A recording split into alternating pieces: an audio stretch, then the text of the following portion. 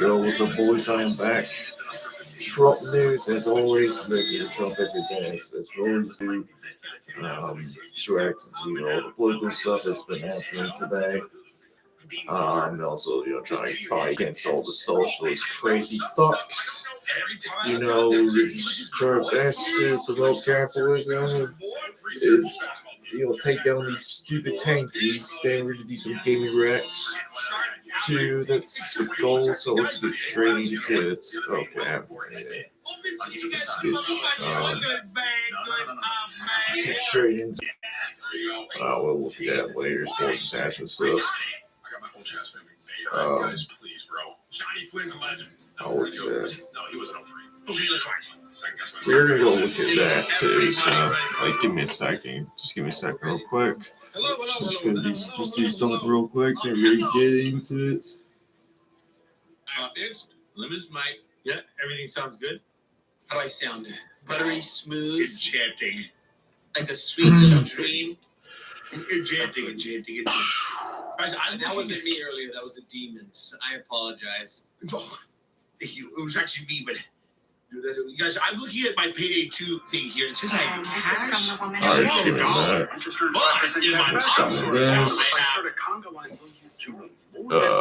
I'll look at all of that later. I like all these that you saved for later. Yeah, I also throw coins for a second. Sorry. I'm now ready to say. Alright, there we go, boys. Sorry about that. I just had to do something real quick. Let's go try to find a reference 47. Oh, you're not gonna make me look it up. You're not gonna make me look it up, right? Oh, come on, you're not gonna make me look it up. Fuck, man, I'm gonna have to go look this up,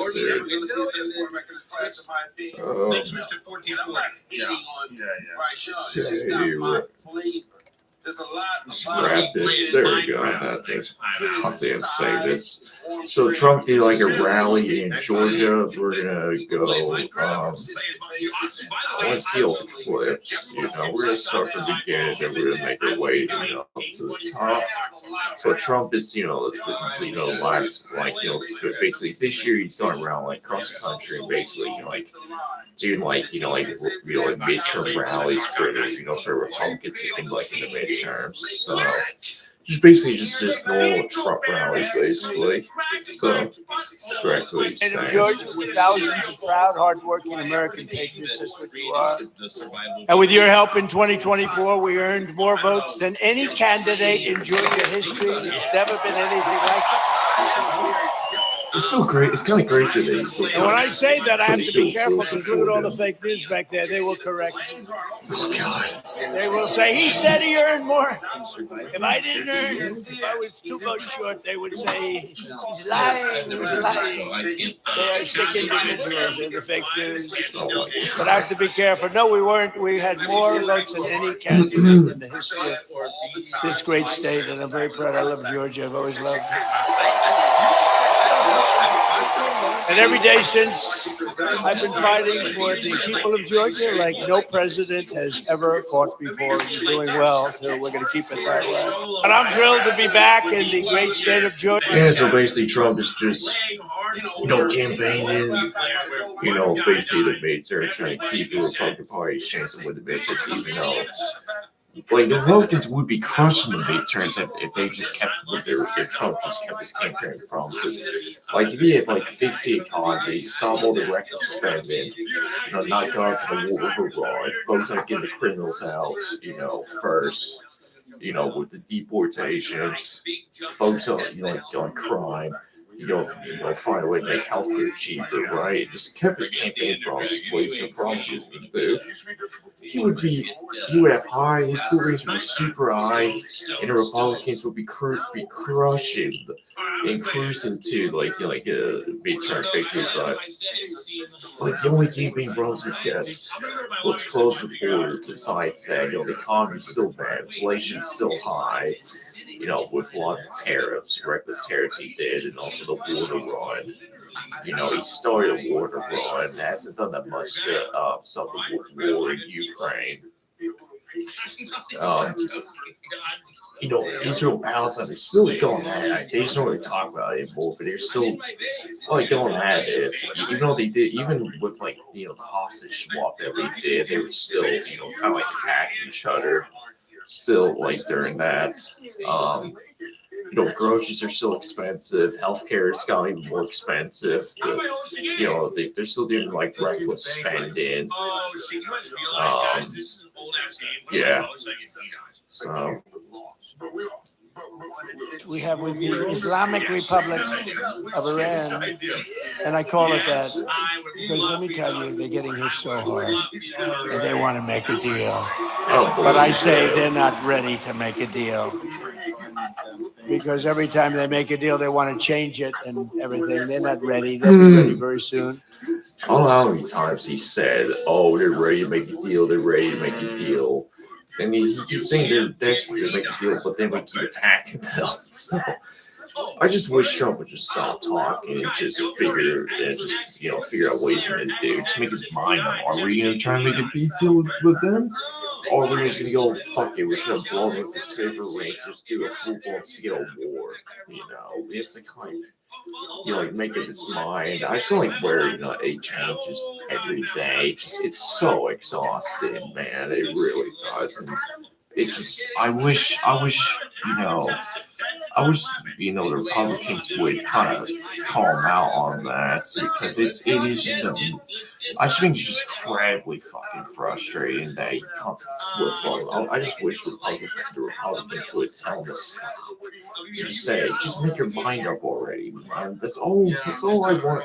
It's just I just want to know if we're going to do a peace deal with them, right? Or we're going to do a full-blown scale war. I just don't where, one day we're going to do a full-blown scale war, the next day, we're going to sign the deal. Then it just constantly changes. It's just very frustrating because it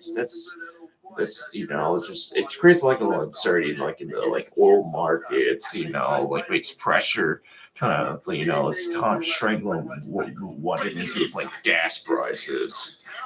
So it's just very, very annoying.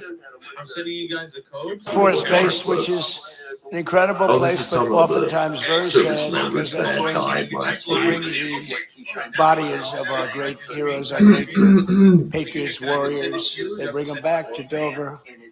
And I've been there many times before. This was in particular something very sad. I attended the dignified transfer ceremony for 4 great U.S. service members killed in the conflict with Iran.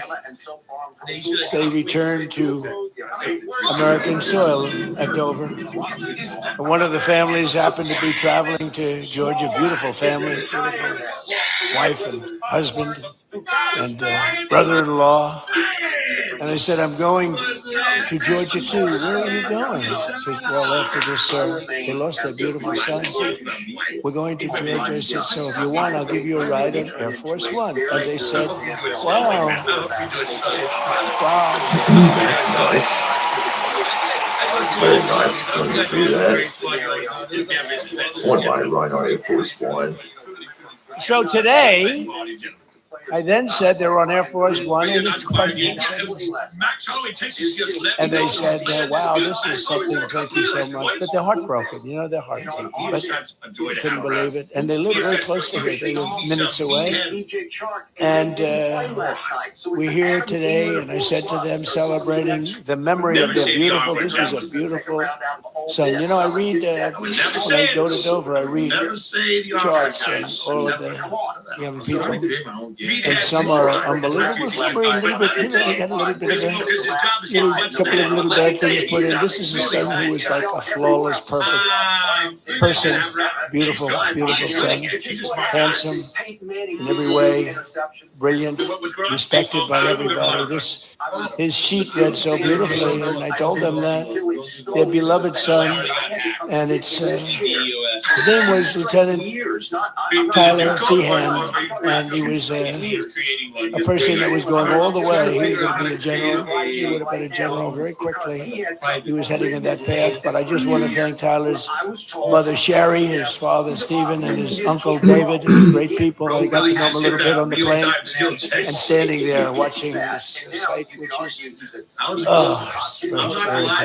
very tough to watch. To be honest with you. I think it's the toughest thing I do. If anything, I do all this stuff, but I think it's the toughest one. But to Sherry and Stephen and David, we will carry Tyler's memory in our hearts forever. And I just want to thank you. It's an honor to have you here today. Please. Yeah, it's definitely very sad that those, that guy died. It's very, very sad. The reason against war. I wish we would pull out all their bases out of the Middle East, so everyone can basically target them. It's just very annoying. There's a shit ton of bases in the Middle East, man. That's why I've always been against war. I don't want people my age dying. I don't want people dying because of fucking stupid terrorists. So.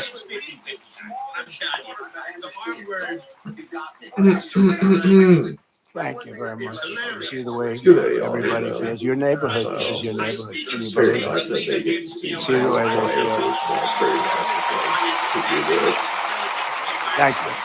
Thank you. It's very nice that you launch fly Air Force One. So I kind of wish you would do more like things like that. So, it just like sucks that we're the war of Iran, and this like stuff. This is happening sadly. This is why I don't want any conflicts, because I just don't want people dying.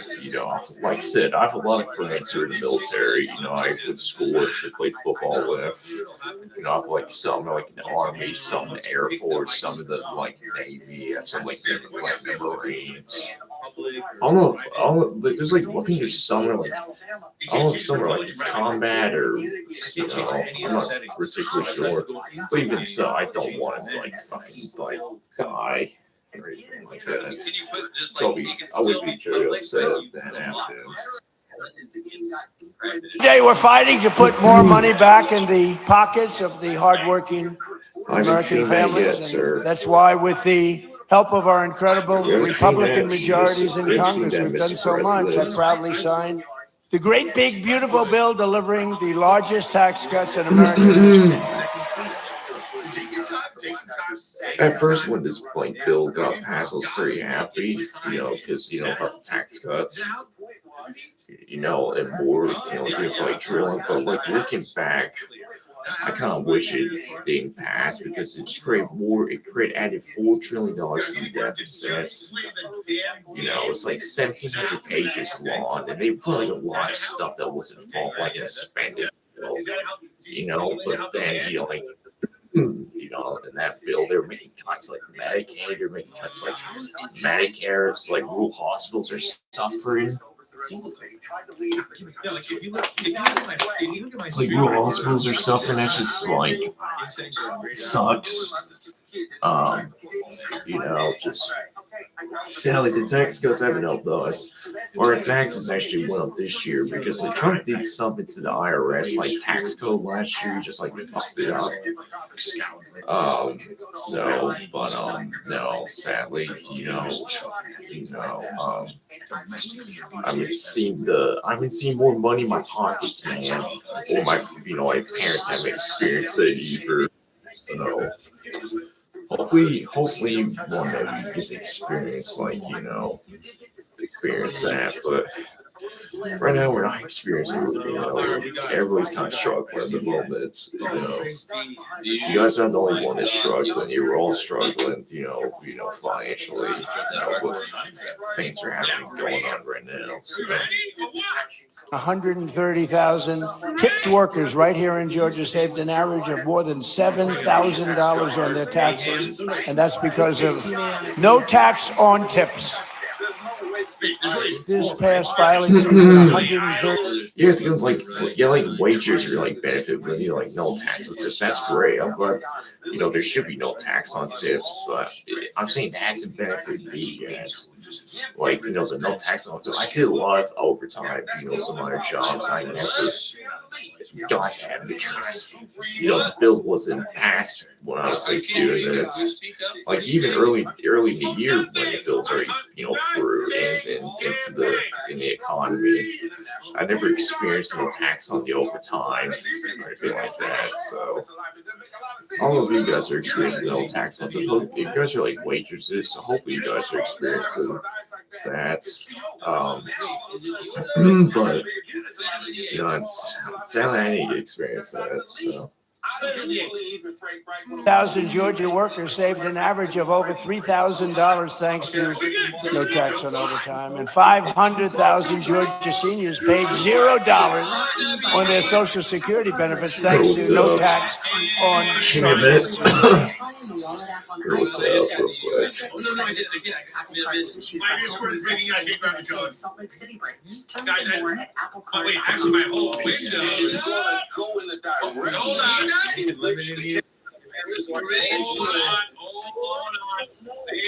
I'm Just guys, hold on. it's a tour situation. Hold on. It's much Things as are he's not come going back. good on my He's computer. shown Uh, us It's genuinely At breaking my the beginning of the season, he's been on the No. And then all of a sudden, I cannot click anything on the bottom Windows bar, and I cannot click on Discord.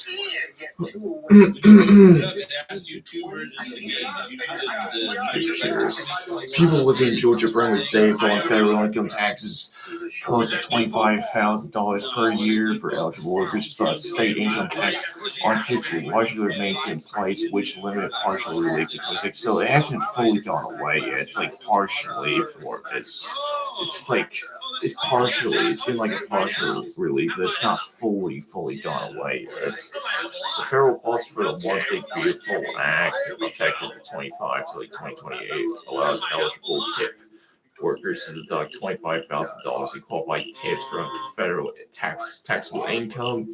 Savings depend on your federal tax bracket, 12%, 20% in total income phases out above 150K single fringe K joint. So like 20,000. Like $20,000 in tips is at the 22% tax bracket. Is 4,400 in federal savings.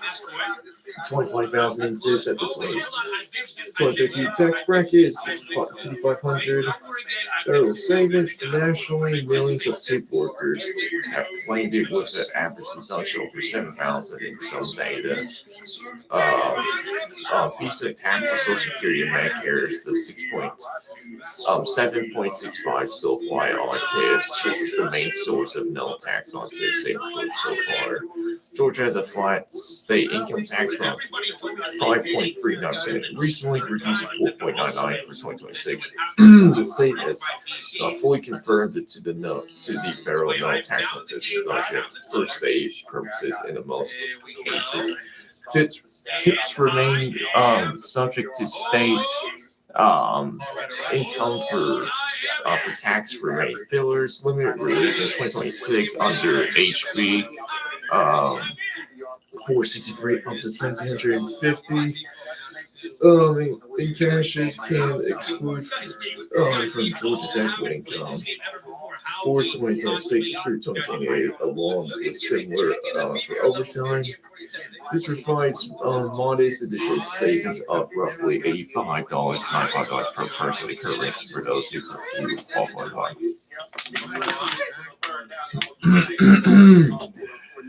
Bills for broader state exemption, SB to HB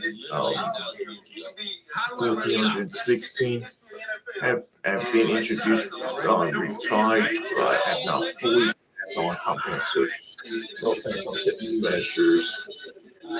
So it's some like partial relief. It's not like the no tax on tips like has not fully gone away yet. It's like partially there, but there's still like a partial word, it's still being taxed. All of it, it probably just like takes a while for it to like fully go away. So it looks like, there's a tax on Social Security. So, well, I don't know. I don't finish. I'm not a waitress. I'm not, old. So, Consequential of all is the provision that the great big beautiful bill that we're celebrating today. It's something that's beautiful. It's beautiful because it takes care of our youth. It's called the Trump accounts. And it's hot as a piston. It's hot as a piston. And under this groundbreaking new policy, every American child gets a tax-free investment savings account that can grow over the course of their childhood and be used for them when they reach 18 or 21. Their parents, grandparents, employers, and loved ones can contribute up to $5,000 a year. And with the modest contribution, these accounts will reach hundreds of thousands of dollars for these young people by the time they get to, let's say 18, let's say 21. But by the time they're just young adults, they could be worth hundreds of thousands of dollars, most likely will be.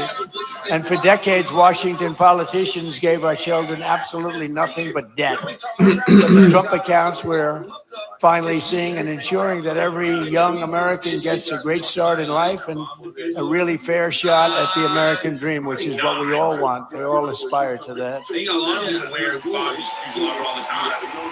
Just in case, right? Just in case. You didn't if you're Bob.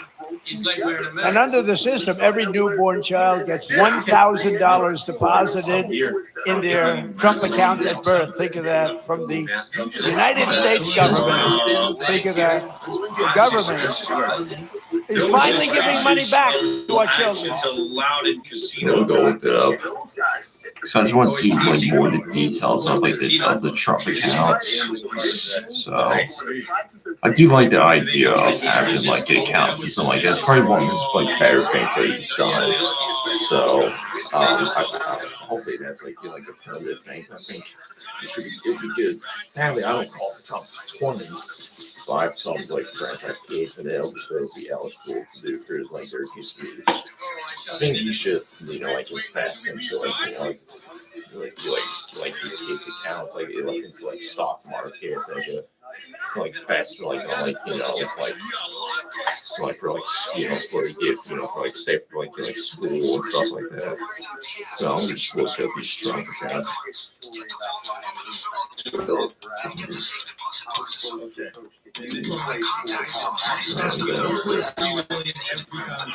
Turns out that walking the skylight is considered a suspicious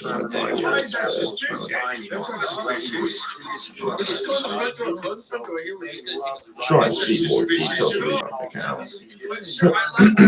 Trump accounts, also called Section 530A accounts, or a new kind of tax advantage investment account for children under 18. Right under the one big beautiful bill of science and 125, they become available for contributions. Started back in early on July 4th. They function. Well, it's like my mouth is dry. It's hot. It's hot. It's hot outside.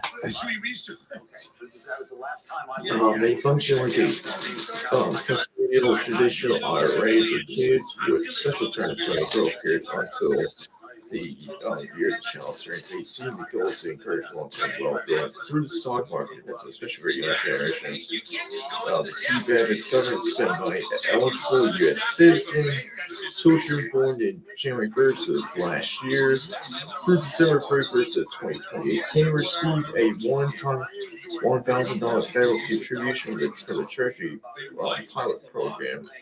This is proposed once an account is open via electronic tax forms. Up to $5,000 per year combined from parents, family, and friends, and for inflation.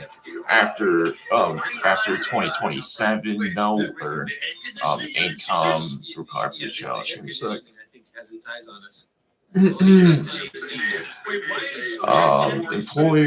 can contribute up to 2,500 per year tax free to the employee counts. It's the $5,000 limit. Government charities and nonprofits can contribute without counting towards the annual limit. Tax deferred growth earnings grows without the annual taxes. At the federal level, withdrawals after age 18 are taxed.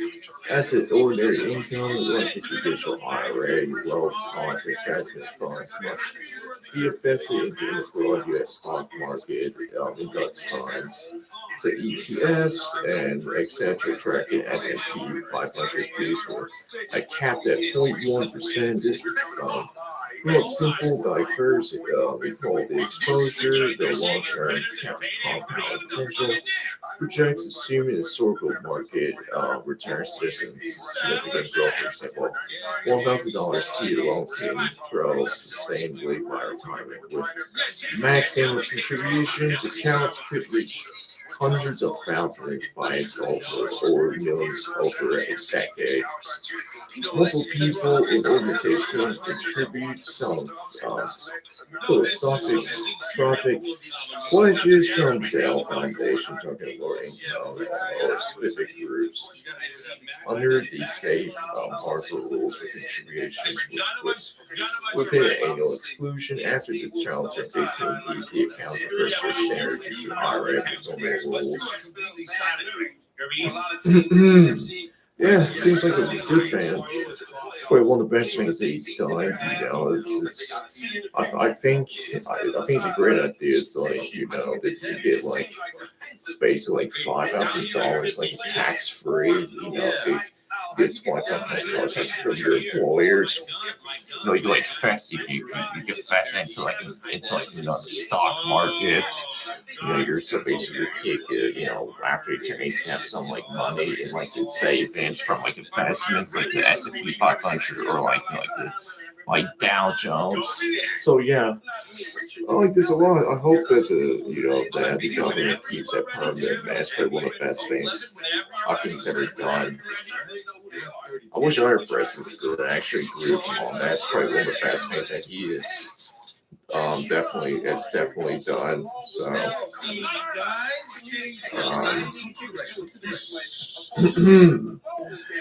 I just bring people up.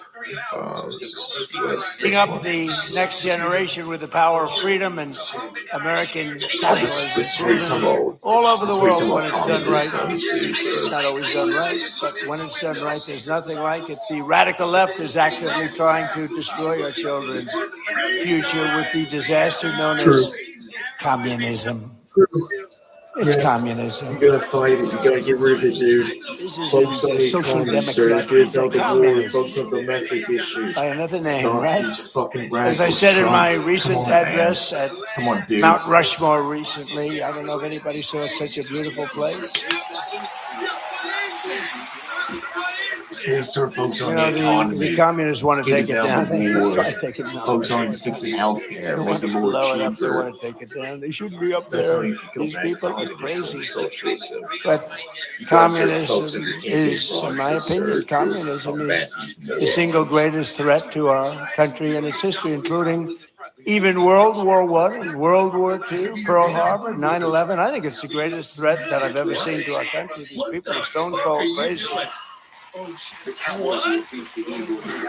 And it is the enemy of the free people everywhere and everywhere in the world. You see it happening every time it starts to happen. The areas where it's at, whether it's blue states, you see the blue states are all going bad. They're all going bad because communism is a loser. The concept, the policy is a loser. It's a terrible concept. Please combat it, sir. Come on. Don't let him win, dude. You gotta combat him, man. Be a dog.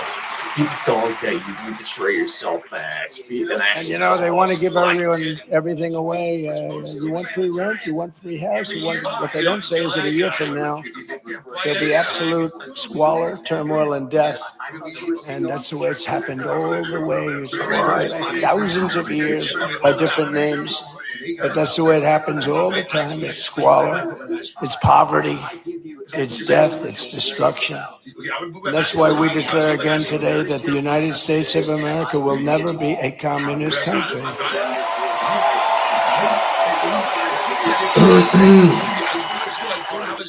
Dude, if you want to defeat this social fucking Marxist tanky rise, you gotta get back to your campaign promises, man. Trump, you're listening to me. The reason why I'm so hard on you is because I voted for you. I want you to succeed, man. You're the president, and I voted for you, man. I want you to win. Because if you win, we win. If we fail, the country fucking fails. You know what you do? What you need to do to get rid of these fucking socialists? Focus on fixing the economy. Get prices down. Remove the tariffs on everything. Drop all these ridiculous tariffs, man. Sorry, but your tariff plan did not work. It made everything more expensive. It made everything worse. And the Supreme Court had to reel you in. And you're kind of defying the Supreme Court, man. Don't do that. Get rid of the criminals. Get rid of the fucking criminals out of the fucking country, man. Please, get rid of the criminals. Make some fucking changes in your administration. Get some competent people there. Don't get any lawyers out. Kiss your ass. Get some tough people in there that you could have constructive criticism towards you. You know, could bounce off ideas for you. Get us out of this fucking war. This war that we've been in for 4 months has been a disaster. We failed and rejected. You just need to just say, fuck it, I failed, guys, we're gonna focus on domestic policy. Just get out of this fucking war. Get rid of all of our fucking bases in the Middle East. And bring all of our base back into the country and make healthcare more cheaper, man. Please just make healthcare cheaper. Like, people with pre-existing health conditions should not have to pay for a premium for their medicine. Please get rid of fucking premiums, dude. And come up with your own healthcare plan. It's better than Obama. Please. Cut spending. You need to cut spending. You need to lower the fucking debt. So you guys keep spending way too fucking much. It's fucking up the dollar. Just cut spending, man. You know, downsize the fucking government. Cut spending, man. Please, and just tone down your rhetoric and start working with the Democrats. That's what you do to combat these fucking crazy socialists, because they want to destroy the country. They want to open the borders. They want to get rid of the police. They want sorry, they're talking too much. Yeah, they want to open the border. They want no police. They want to enter all the jails. They don't believe in private property. They don't believe in supply and demand. They don't believe in the means of production. They want the state to own all of your businesses. That means they can control how much money you're getting, and based on how much property you get to own. You know, they don't believe in private enterprise. They don't believe in revenue. They don't believe in private surplus, supply and demand, and means of production. They will basically dictate how you run your fucking business. And they want to kick out landlords, so landlords can't own any property. You know, they'll keep taxing the fuck out of the middle class, because all the billionaires are leaving New York, and the middle class people are going to suffer, man. So, please, Trump, focus on policies that you promised, like when you won the fucking election, man. Get off of this international bullshit that you've been doing the last year and a half. It's not making money while you're in office, man. If you want to do this crypto stuff while you're out of office, that's fine. You can do whatever. Don't do it while you're in office, man. It just makes you look like corrupt, man. That's all I want to say.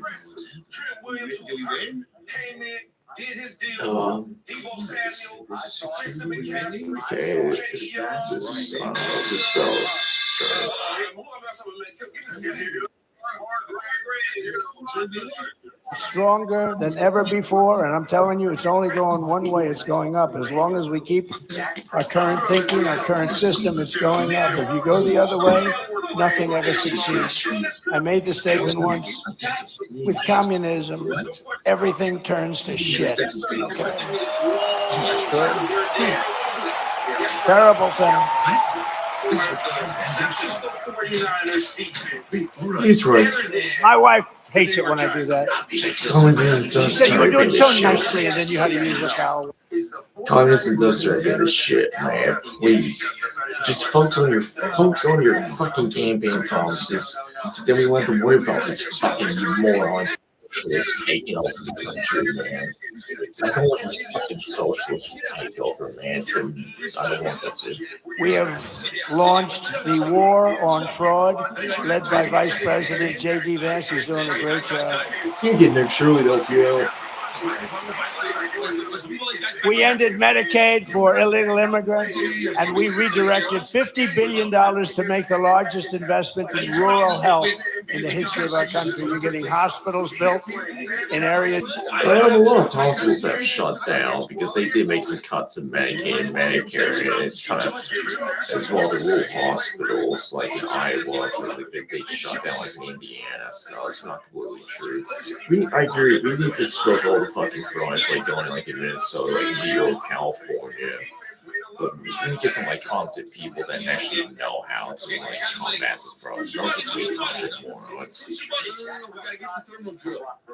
It's called our Great Healthcare Plan. That's the name of it, to stop all payments to big insurance companies and give the money directly to the people so they can buy their own health care, which will be much better, and you will save a lot of money. Please do that. Do that. Please, come on. Because as you see, Obamacare is a total disaster. True. It's been a disaster. It's gone up through the roof. It's a total disaster.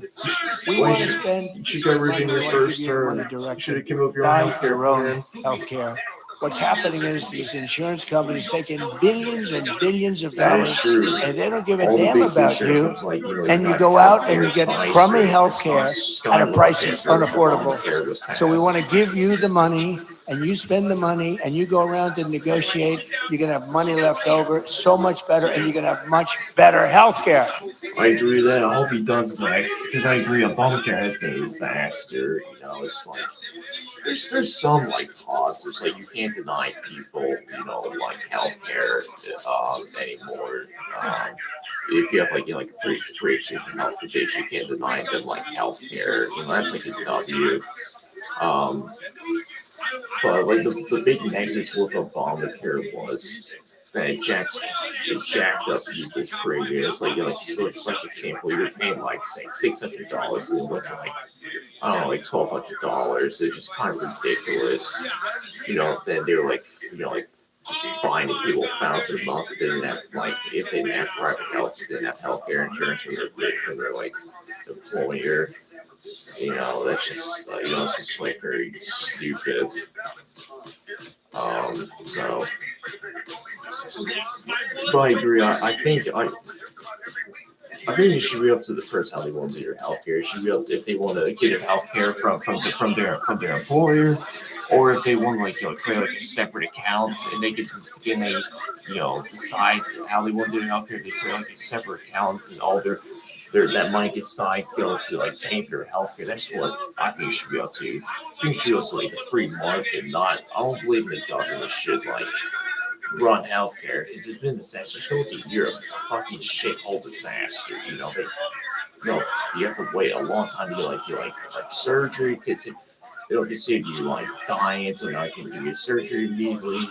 So a long wait list at like an emergency room. It's super expensive. So, go to the emergency room. Going to the emergency room is so fucking expensive. I've been to the emergency room so many times over the years, and it's full of fucking poor people because that's basically your health care.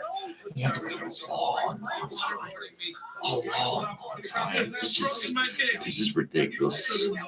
But hopefully both sides can work together and come with their own health care plan and get rid of Obamacare. America Act to defend American elections. It's like clips.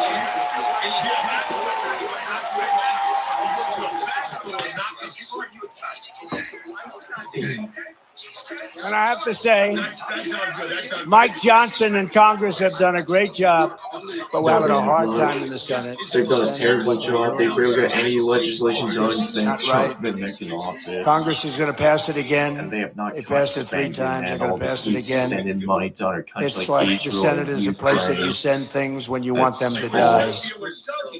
And they, We can't Mike do this Johnson then. We're not going to take this any blocked, longer. We're not you going know, to for, take it. for You the know, I'm long trying time to be they passed nice. the Epstein Trying to be files. really nice. You saw we had a big victory last night in Arizona. I've had victories everywhere. They haven't fixed health care. They But haven't we're not fixed gonna- spending. They keep just We're not going to be able to borrowing, take it borrowing much more longer. money and spend, When they spend, can't spend. get past voter ID, proof of citizenship, Mike no Johnson's mail-in ballots weak, because they're in my crooked as opinion. hell.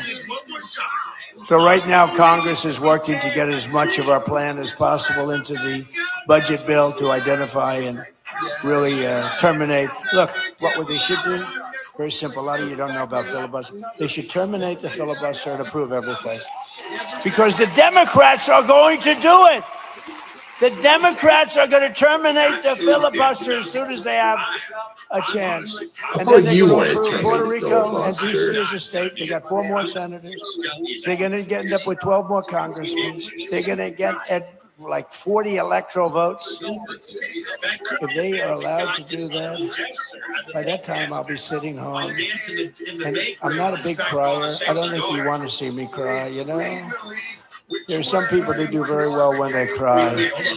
But you don't want to see me cry, but I may be crying when I'll be sitting home and I'll say I told them they got to really terminate the filibuster, get everything approved right away. Because you're going to have a stoppage. You're going to have a stoppage in September. The Democrats won't approve everything. They become deranged, like deranged Jack Smith. Remember that deranged sick puppy? They're deranged, and they won't approve. You're going to have a shutdown in September. And 2 years later, you have the debt ceiling bill. They would love it. I call it the 1929. Like last You know what year. 1929 means? That was not a good year. And there's no reason for it. They should terminate the filibuster. Everybody call John Thune at the Senate. He's the leader of the Republican Party, and tell him to get this stuff approved. John Thune's a fucking senator. He needs to get a better senator. He needs to get a better speaker, man. Mike Johnson and John Thune are not true conservatives. They're fucking rhinos. They're just rhinos. They're terrible at their job. They're very, very, very, very weak at their job. I agree. The SAFE Act should be passed. You should have to like show like approve of an ID to go. You need to have an ID to go get beer. You need to have an ID to go to the doctor. I go get like a passport. You get like ID. Fine, you get like a driver's license. Look at all that stuff. But the reason why the SAFE Act has had a hard time of like getting passed because the Democrats don't like that the idea that they would really restrict mail-in ballots because Democrats do really, really well with mail-in ballots. They encourage a lot of people to do mail-in ballots. Like Republicans are like against mail-in ballots. You know, for a while they were against early voting. The only reason why Republicans were encouraging early voting during the 2024 election. They knew if they did that, they would have like better chance of winning. Also, like Trump, like pushing it because normally, like Democrats dominate like early voting, they dominate mail-in ballots. The Republicans don't do better with like in-person voting, like on the day of the election, basically. That's just always they both sides just believe in different style of like voting. But with like the mail-in ballot, like I said before, I think the only people should do mail-in ballots if they're like terminally ill and they can't leave their house, or if you're like in the military and you're like in a different country, deployed somewhere, and those still should vote, in the military or you're terminally ill. But if you're able to like go to work every single day, you should go fucking drive your vote, man. That's just like my opinion. That's how I feel with that.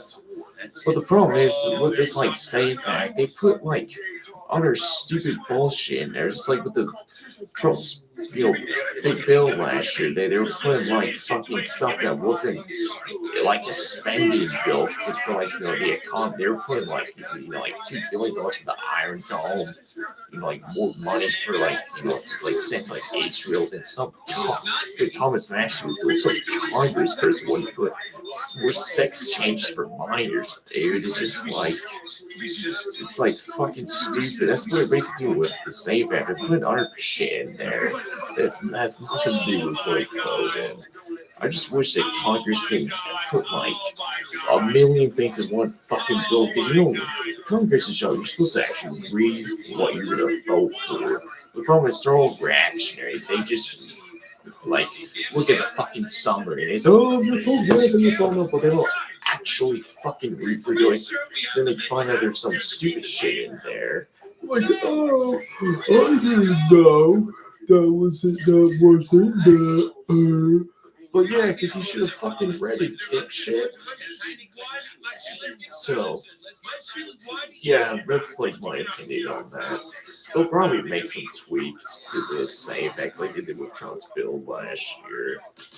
The problem is he needs like 60 votes. He needs to get like it's like different. Like spending bills it requires like like above, like solely above 50. If with like like other bills, like the Save Act requires like 60 bills, like 60 votes.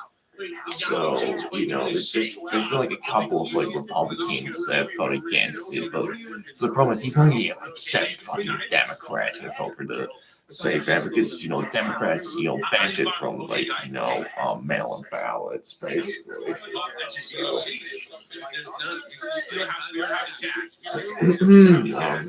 I'll go look at this or look at politics or sorry, that took a while. You spoke for a very long time. I just wanted to react to like some of his quotes from his like rally. I was looking up some things that he was talking about.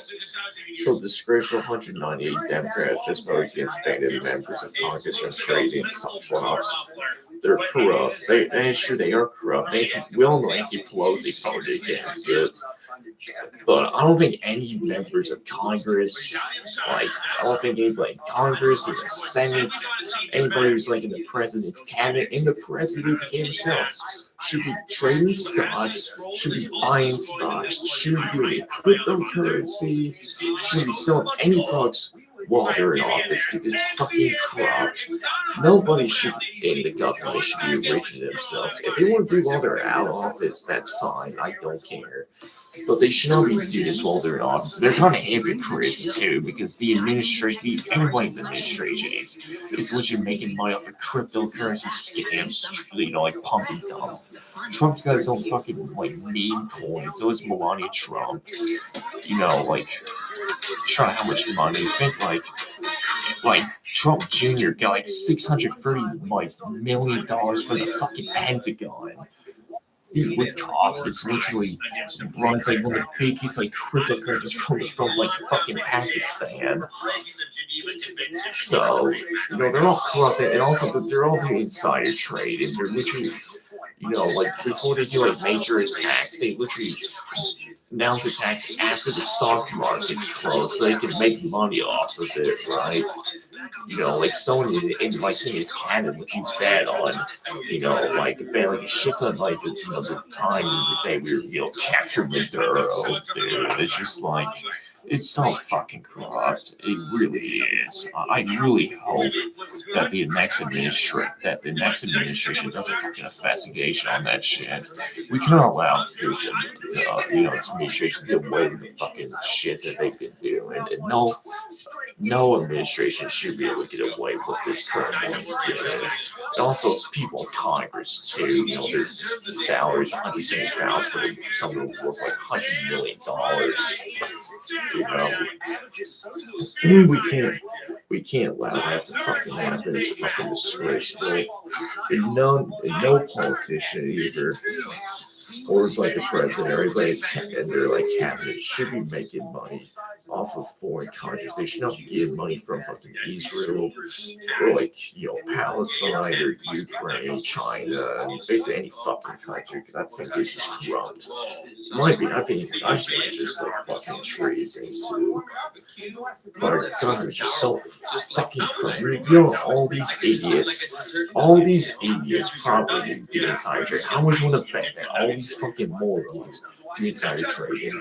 I usually all of them fucking do. Even the ones that voted, to get the ban insider trading, they all fucking do the same. They really do. They all do. They all do.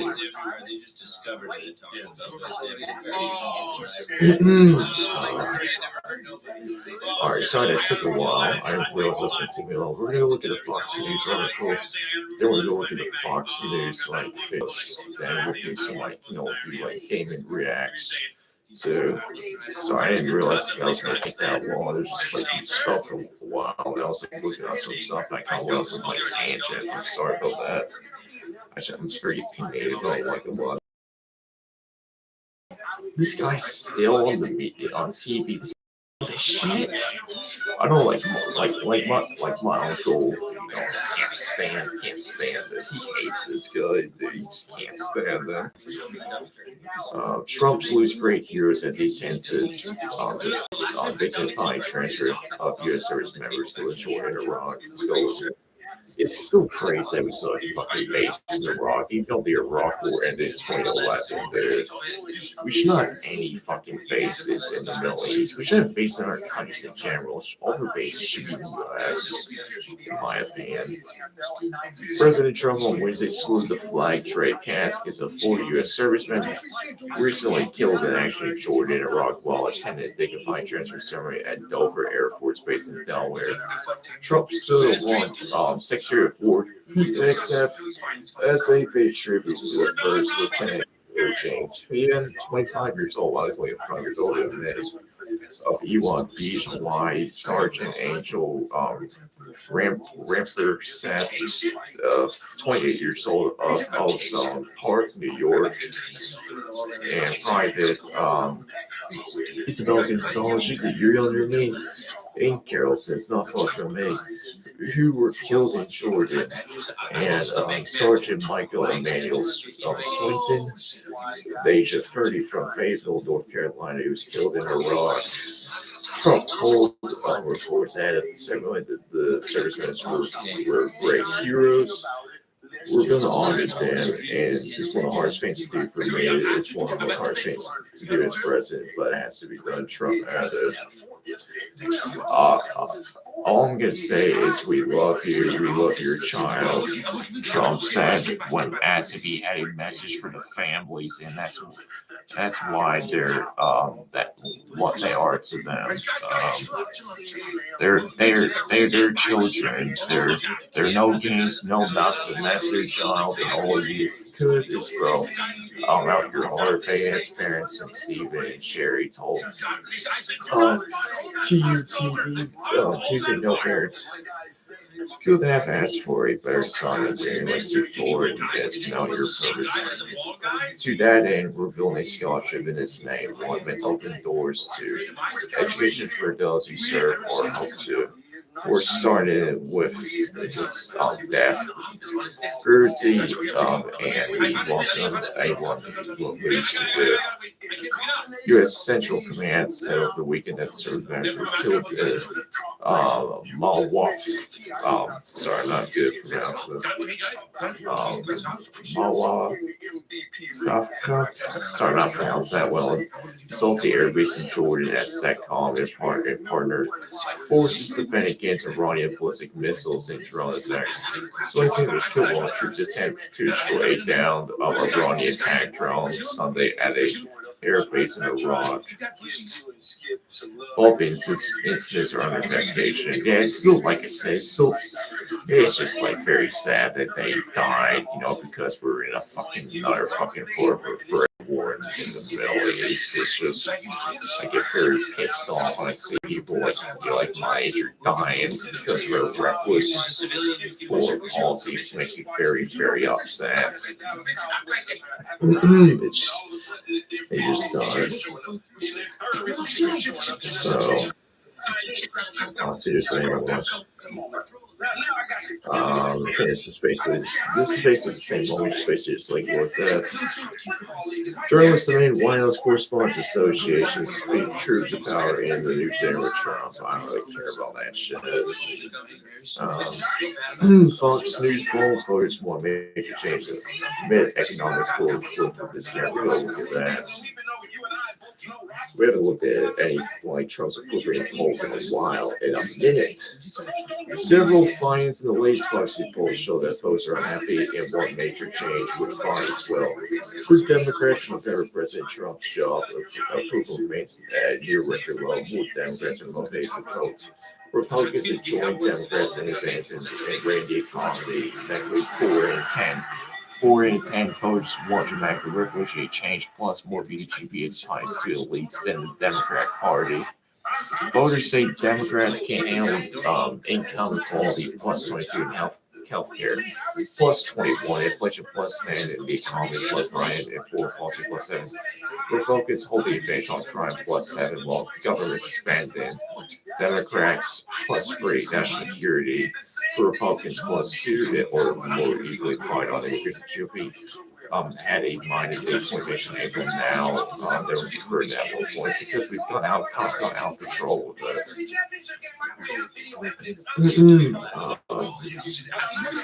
Who built the bar would be bear on the top inches. Income inequality, Democrats 6%, Republicans 38%, healthcare 6% healthcare, 6% for Democrats, 39% for Republicans. Inflation 54% Democrats, 44% Republicans. The economy 54%. 50 Democrats with the bear, 45% for Republicans. Foreign policy 53% for the Democrats, 46% for Republicans. Government spending kind of more close. 51% for Democrats and 48% for the Republicans. Immigration, wow. Wow, that's crazy. You know why that has changed? Because we stopped deporting the fucking criminals. You know, the first couple months they were deporting the criminals, and last year we went way too far, man. We went way too fucking far, and that's Stephen Miller's fault. That's Kirsten Dunst's fault for incompetent leadership at the top. That's the reason why, because there's no reason why the fucking Democrats should have a high profile immigration. They kept the fucking borders open and they probably fed and did background checks on people that were coming into the country. But that's, you know, the administration's fault. National security, Republicans are up 50%, Democrats at 48. Crime, Republicans at 53 and 53%, and Democrats at 46%. I agree, Republicans do a better job with crime. But sadly, like the Democrats are very weak on crime. You know, they're like the far left is basically to go for the Republican, the Democrat Party, and they're basically like they're weak on crime. They want to kind of empty out the jails, to kind of do and the cash bail release. They give like life sentences to violent criminals. So more Democrats, 60% saying they're extremely well paid to vote in November. There were Republicans 57% by 11-point margin by 25-point spread. More MAGA Republicans are 66% are extremely motivated by than non-MAGA Republicans. 41% are another poll. More Democrats are more Democrats and Republicans extremely motivated votes. 59% for all voters, 60% Democrats, 57% Republicans, and 41% Independents. If the election round today, 50% of voters would back the Democrat candidate in their House district, and 46% keep Republicans. 7-point edge. It's just outside the poll margin. Democrats were up by 5 points in April. And only 53% is the highest percentage the Republicans receive on the chair. House was at 96 in fucking 30 years. Jesus. We're looking only at counties where the 2024 2024 presidential vote was close. Trump and former Vice President Kamala Harris within 10 points. The Democratic candidate leads by 59 to 41%. Although that which causes the Democrats some of their support is in less contested districts. Panel their national totals without added House seats, says Republican pollster Darren Shaw, who conducts Fox News polls with Democrat Chris Anderson. The best estimate I've seen suggests that the GOP could retain House seats even if the Democrats win the national vote by 2 to 3 points. But if Democrats win by 6 to 7 points, they probably take the House. This is all right. This is try to see. This is this is like House Scan. This is from like 2018. So Democrats were up by 8 points for Republicans. Then in 2022, Republicans were up 44%. Then back in January it was 52% to 46%. Then it's like gone up a little bit since then because a lot of it has to do with the war in Iran. It's been very reckless. It's been a disaster. The economy hasn't done better with prices continue to go up, and there's so much more economic uncertainty too. The Democratic advantage comes midweek for Trump's continued economic criticism. Trump's approval rating sits at 39%. Wow, I'm surprised. I thought it'd be a little bit lower than that. Unchanged for the third month in a row.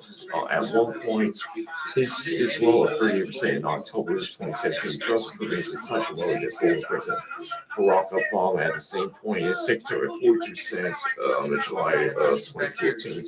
Trump receives negative rates for annual immigration, 42%,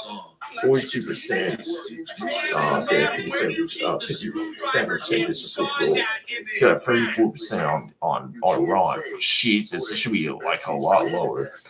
And 66% disapprove of his handle of Iran. The economy's at 33%, and 67% say he's not doing a good job on that. Inflation's at 27% approval, and 73% just don't like what he's doing. 3/4 rate the economy negatively,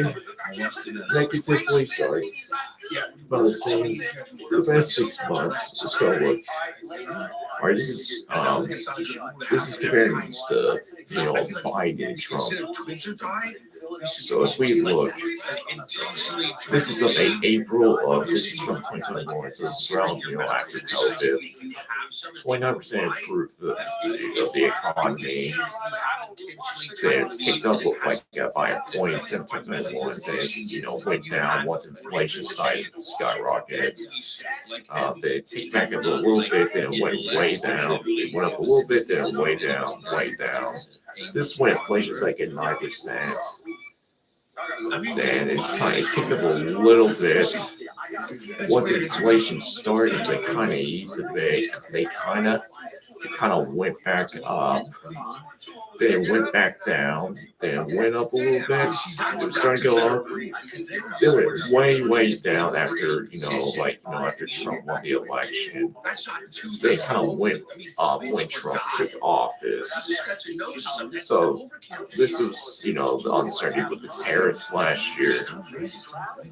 Then it went up a little bit.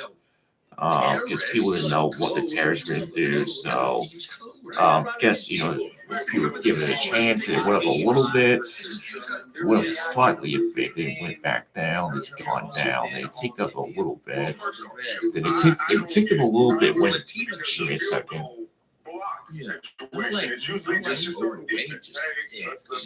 Sorry about that. It's very in these days. Just give me a second, real quick. Sorry. I'm sorry, chat. There we go. Alright, sorry about that.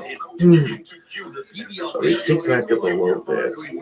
Because for a short, for like a month and a half here, gas prices were starting to go down. It was like $2.15 here at one point back in January. So they went way down when the long war started. They kind of went up a little bit. Then went way back down. It went up because we all thought it would be people thought it would be a pizza. Now it's gone back down. Another 3/4 of the inflation is caused by them. It's constant financial hardship, 34%. Who says serious hardship are up from 26% last year. 1/3 say inflation has caused serious hardship of 8 points. I'm sorry, since last year. This is from December 2021 when inflation started off. Yes, but not serious hardship. This is kind of what people are saying.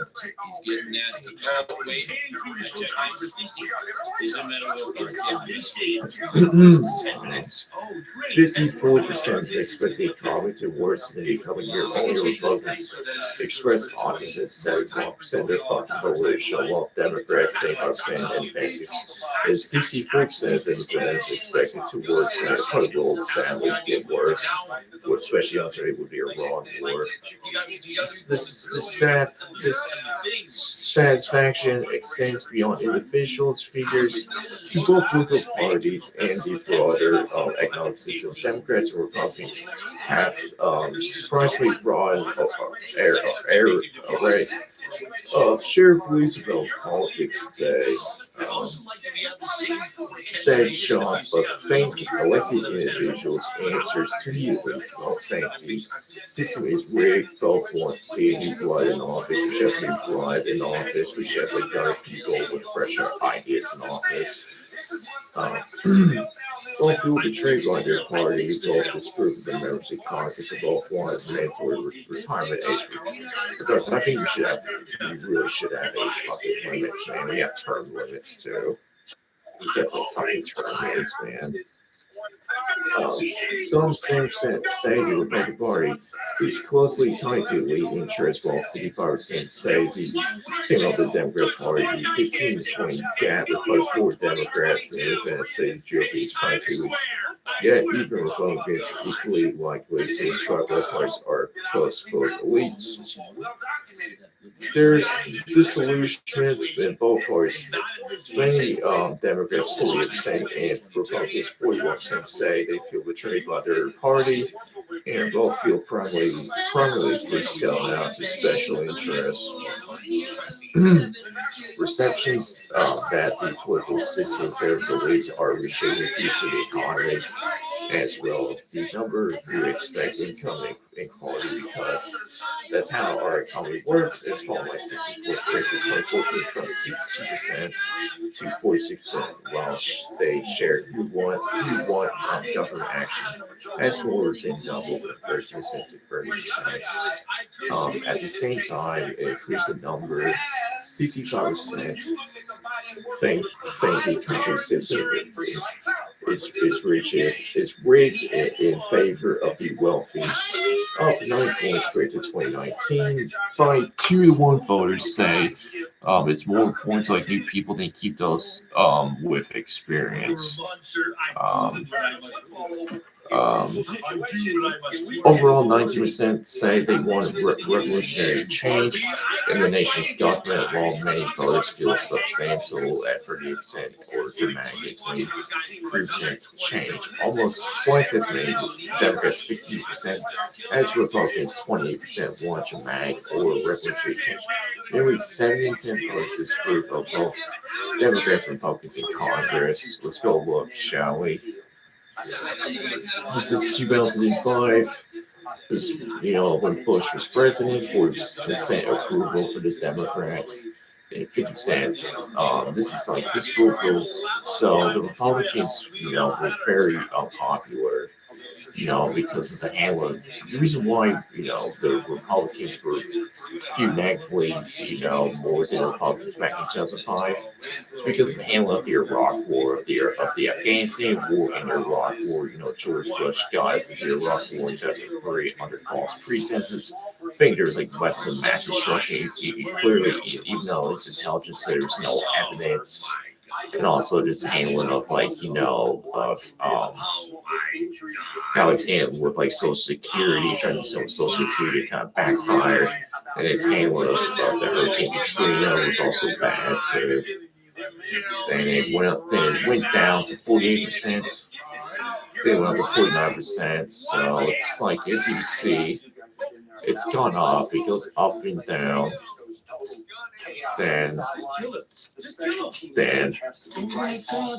obviously it peaked a little bit during but back during the 2008 financial crisis. You can see it's like gone up. It's gone up.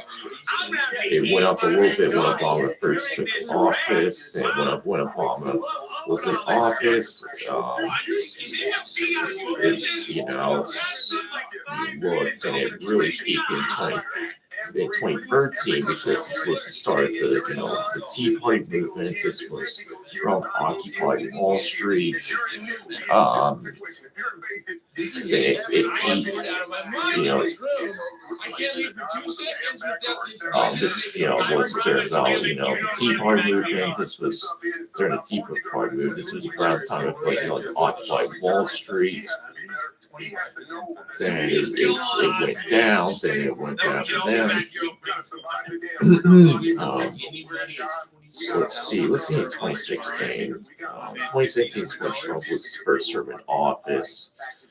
So Republicans 63% of disapproval. The Democrats were 60. It was kind of pretty even. We're still trying to look Trump was like. Disapproval went down, then it went up because this was around the first impeachment trial for Trump. Then it went up in 2021 after the Afghanistan withdrawal. Then rise of inflation. Then Republicans, they were pretty dang close to even. Obviously, went up a little bit, kind of probably, after, the J6 stuff. You can see they kind of went up. It went up, after Roe v. Wade happened, then it went down, then it basically stayed the same, then it went up, it went down, then, this is when Trump went back into office, this is when people, had this move after, the 2024 election. Then you saw it went up. This one, the whole Jeffrey Epstein scandal started with the administration. Then, with the tariff. Then also it's gone up, since the Iran war started. So both parties are pretty fucking unpopular. There's not much of a major difference over the last 20 years.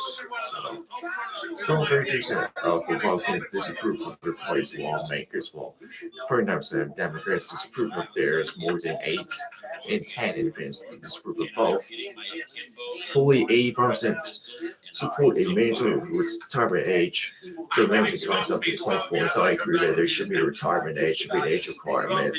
There should, be a term limit. Of those in favor of 80% think it should be before the age of 75, while 61% selected a cut between 65 and 74 boundaries for more than half of every generation. Your crime doesn't bang. I mean, you make more money just working at it. He tries. You should apply for a job here. Just 50% of voters have a positive view on capitalism, bringing down from a high of 57% in 2018. For socialism, it's at 30% favorable. It's up from 27% last year. But below 30% who said the same in 2021. The Democrats, Socialist America are viewed positively by 31%. That's bad. That's a fact. I need to combat these losers. Some people think capitalism in 2018 is the economy's, really good. You know, things are cheap, inflation is cheap. That's really like the last time the economy was really good. It's still doing pretty good. Still doing like pretty good. It's kind of went down a little bit. It's coming down like a little bit, with the uncertainty with the administration. This is socialism. Obviously, socialism is not very popular because the economy's doing so good. It kind of went up a little bit. It went back down. It went up a little bit. It's still not like as popping. So, but a 11-point margin, more Democrats have a favorable opinion of socialism at 52%. That's really bad. That's very scary for Democrats, for the mainstream established Democrats. That their party thinks that half of them think that socialism is good. That's a bad fucking sign. That's a very bad sign. You need to wake the fuck up. Then capitalism at 41% by a 50% point margin. More Republicans have a positive view of capitalism at 61% than socialism at 1%. 45% of voters have a favorable view of Vermont Senator Bernie Sanders. That makes him more popular than Vice President J.D. Vance. 41% a favorable percent for J.D. Vance and 30% for Trump. Then 35% for AOC. So yeah, Trump's slightly part of the AOC. That's pretty funny, Each view more unfairly than fairly. Those under 30 and ages 65 plus are equally to huge Sanders, possibly 40% and 40% respectively. For AOC, more than 65%, 41% have a favorable view than young those at 33%, and 3 times as many of those under 30 say they've never heard of her, 30% to 9%. Overall, 44% have a favorable view of Israel from a down 58% a decade ago. Positive range of weights among Democrats by 14 Republicans minus 12 and Independents minus 21. Voters aged 65 and over 56% are twice as likely to Israel favorably react to fucking boomers. And those under 30 is my generation, 27%. So this is the polls. 50% view capitalism in a good way, and 46% don't like capitalism. 65% hate socialism. We need to increase that to 100%. Fuck socialism. Go capitalism. Increase the number of capitalism. Fuck socialism. Democrats Socialist America, we need to up those to 100%. Fuck, we need to say your commie fucks hate the country. It's kind of like a long article, actually. I didn't expect this article to be that long. I thought it would be like a short one. It's been like a lot of polls to look at. We're gonna get to the Fox News video. It's just like a lot of articles to read today. But this is the Global Broadcast Network, so we always keep the news. 45% view Bernie Sanders at positively, 50% disapprove him, up that number. JD Vance is a 41% approve rate and 54% dislike JD Vance. Trump is at 38% and 61% are unhappy with Trump. AOC is at 35% approval rate and 45% disapproval. The country of Israel, 44% and 55% disapprove of Israel. I'll show you where I'm at. Capitalism, fuck socialism. PSA, fuck Bernie Sanders. I'm not been a fan of J.D. Vance. Used to like Trump, but not that much anymore. Don't like AOC. I don't support Israel. That's what I'm at. So it's very interesting. So the Democrats, if the midterm fell today, they would win the House. The last time it was like 214 to 2-8 for the Democrats, and it's like a toss up in the Senate. So Republicans they're not going to win the midterms. The only shot for them was to win the midterms this year if it was not get this involve the war in Iran. So the war in Iran is basically something on confidence of the Republicans. It's basically just gave the midterms to the Democrats. But the numbers The numbers for like the changing Democrats could go down if like more of these radical tanky socialists start taking over. Man, because a lot of them are anti-Semitic, a lot of them are like racist. A lot of them do support Islamic terrorism. Some are ravens. Just go look at Graham Plattner, for example. You know, it's also kind of scary that 52% of the Democrat Party views socialism in a good way because they've been taken up by radical left socialist tanky thoughts like Bernie Sanders has been there for decades, but like AOC, Elon Omar, Rashida Tlaib, you know, they want this Abdul Saad might, you know, is run for Senate. Then, you know, the others will replace Plattner in Maine. You know, the three socialists that, that were, won the primaries in New York, the ones that won in Colorado. So, we just, socialism, man. We really do need to stop socialism. Was top 5-ish last year. Is there any more? Massage and primary weapon. Jimmy Blunt's Schumer's effort to ground expert life fine for Trump's guitar Air Force One. Wait. Wait, I got it. It is a primary weapon. See the same thing like Senate related. If there's not really like global articles to look at. So I didn't expect that articles to be too long. There's not like a lot of like polls. But there's not like a lot like more articles to look at. Then we get to like 5 News videos. Then we'll look at some other stuff after that.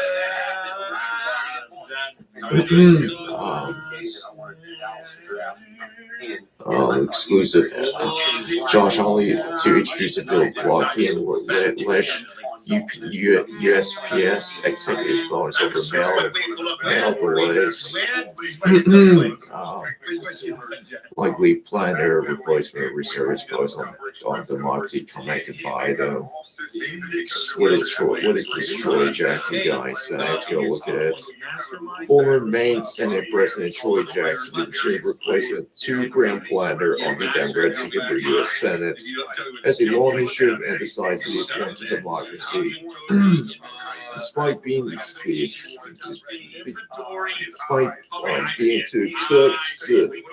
accept the nomination without a single vote being cast for him. I always believe that our democracy is at its best when everyone has a chance to participate.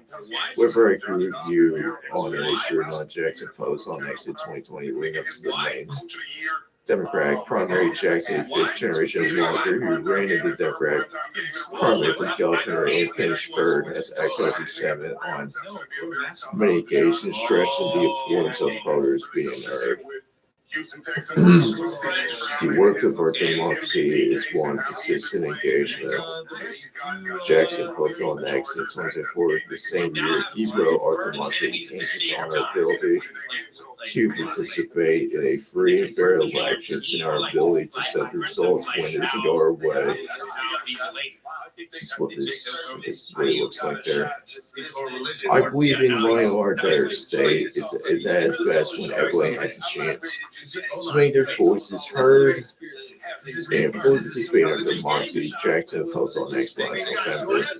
Jackson has also promoted the No Kings protest. Oh, guys, what those doofuses and railed against all the large fucking socialist cock. Has faced criticism in recent weeks from his Republican opponent for jumping in the race to replace Plattner and pursuing manipulated process with delegated party officials control the outcome rather than the voters. Troy Jackson has no problem with casting his principles aside when the process is rigged in his favor. Natalie Valdez-Scare, RNC National Press Secretary, told Fox News he's just another hypocritical socialist who wants to talk like a lawyer bubble cut deals with DC. Elites to game the system and get its way. There are no kings in America, right? Troy Jackson posted. Christian Cincy, Republican National Committee Northeast Regional Comms Director, comes on X this week. Doesn't seem to go on for you when you're the one being crowned. Troy Jackson has made a clear path to be the nominee for Senate almost a week before the nomination convention. Maine Republican State Representative Laurel Libby calls on X so much for no kings. Additionally, some Democrats in Maine expressed frustration about the lack of democracy in process to replace Platt in their political report this week. We are not under the impression that people were going to be already coming into this process predetermined. Plattner supported Maine Democrats. Voter Lindsay Harwith told the outlet about the process. That seems very undemocratic. That seems like rigging a process before you've done it. Jackson won the vast majority of the 500 slots that were up for grabs on Saturday and Sunday's Maine 16 counties. Held 2 days of delegations luncheon for the next weekend's state Democratic Party nomination convention to replace Plattner. While the delegates on Jackson's slate are not required to support him at next weekend's convention in Bangor, Maine, he is now considered all but security nomination based off of the midterm elections against Republican Senator Susan Collins in what's expected to be combative ballot box battle. It will be among a dozen races nationwide that will determine if the Democrats can win back the Senate majority of the GOP holds the general 53 to 47. Yeah, it's just funny how that, this guy, Troy Jackson complains about the oligarchy. He complains about he went to a bunch of no-gain protests last year, but he's basically called himself to fucking declare himself the winner before any delegates are met to actually, decide to be the replacement. It's just such a fucking hypocrite. These people don't believe in fucking democracy. They legit are oligarchs. They're all fucking wealthy. They don't believe in power. They don't believe in actual, a democratic democracy. Dude, it's such horseshit. He's just like a dumbass fucking socialist. I feel bad for the people in Maine that you have to vote these losers. I really do.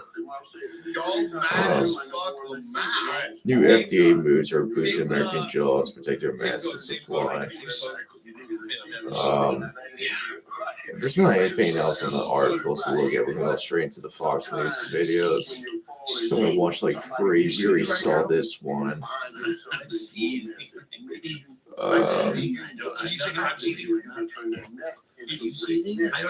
we're going to go look at the Fox News videos now. We've looked at all the articles. So that's what we're going to do. Make sure I'm in the right article. There we go. Alright, Fox News. Fox News articles. What are we going to look at? What have they been posting? I did watch the 5 today, so we will be looking at the 5 here, because I did watch it today. Trump waits strikes in Iran, creating a blue side. Strikes could be on the table here. U.S. considered major enrichment deal. Experts urge strikes as long as underground grows.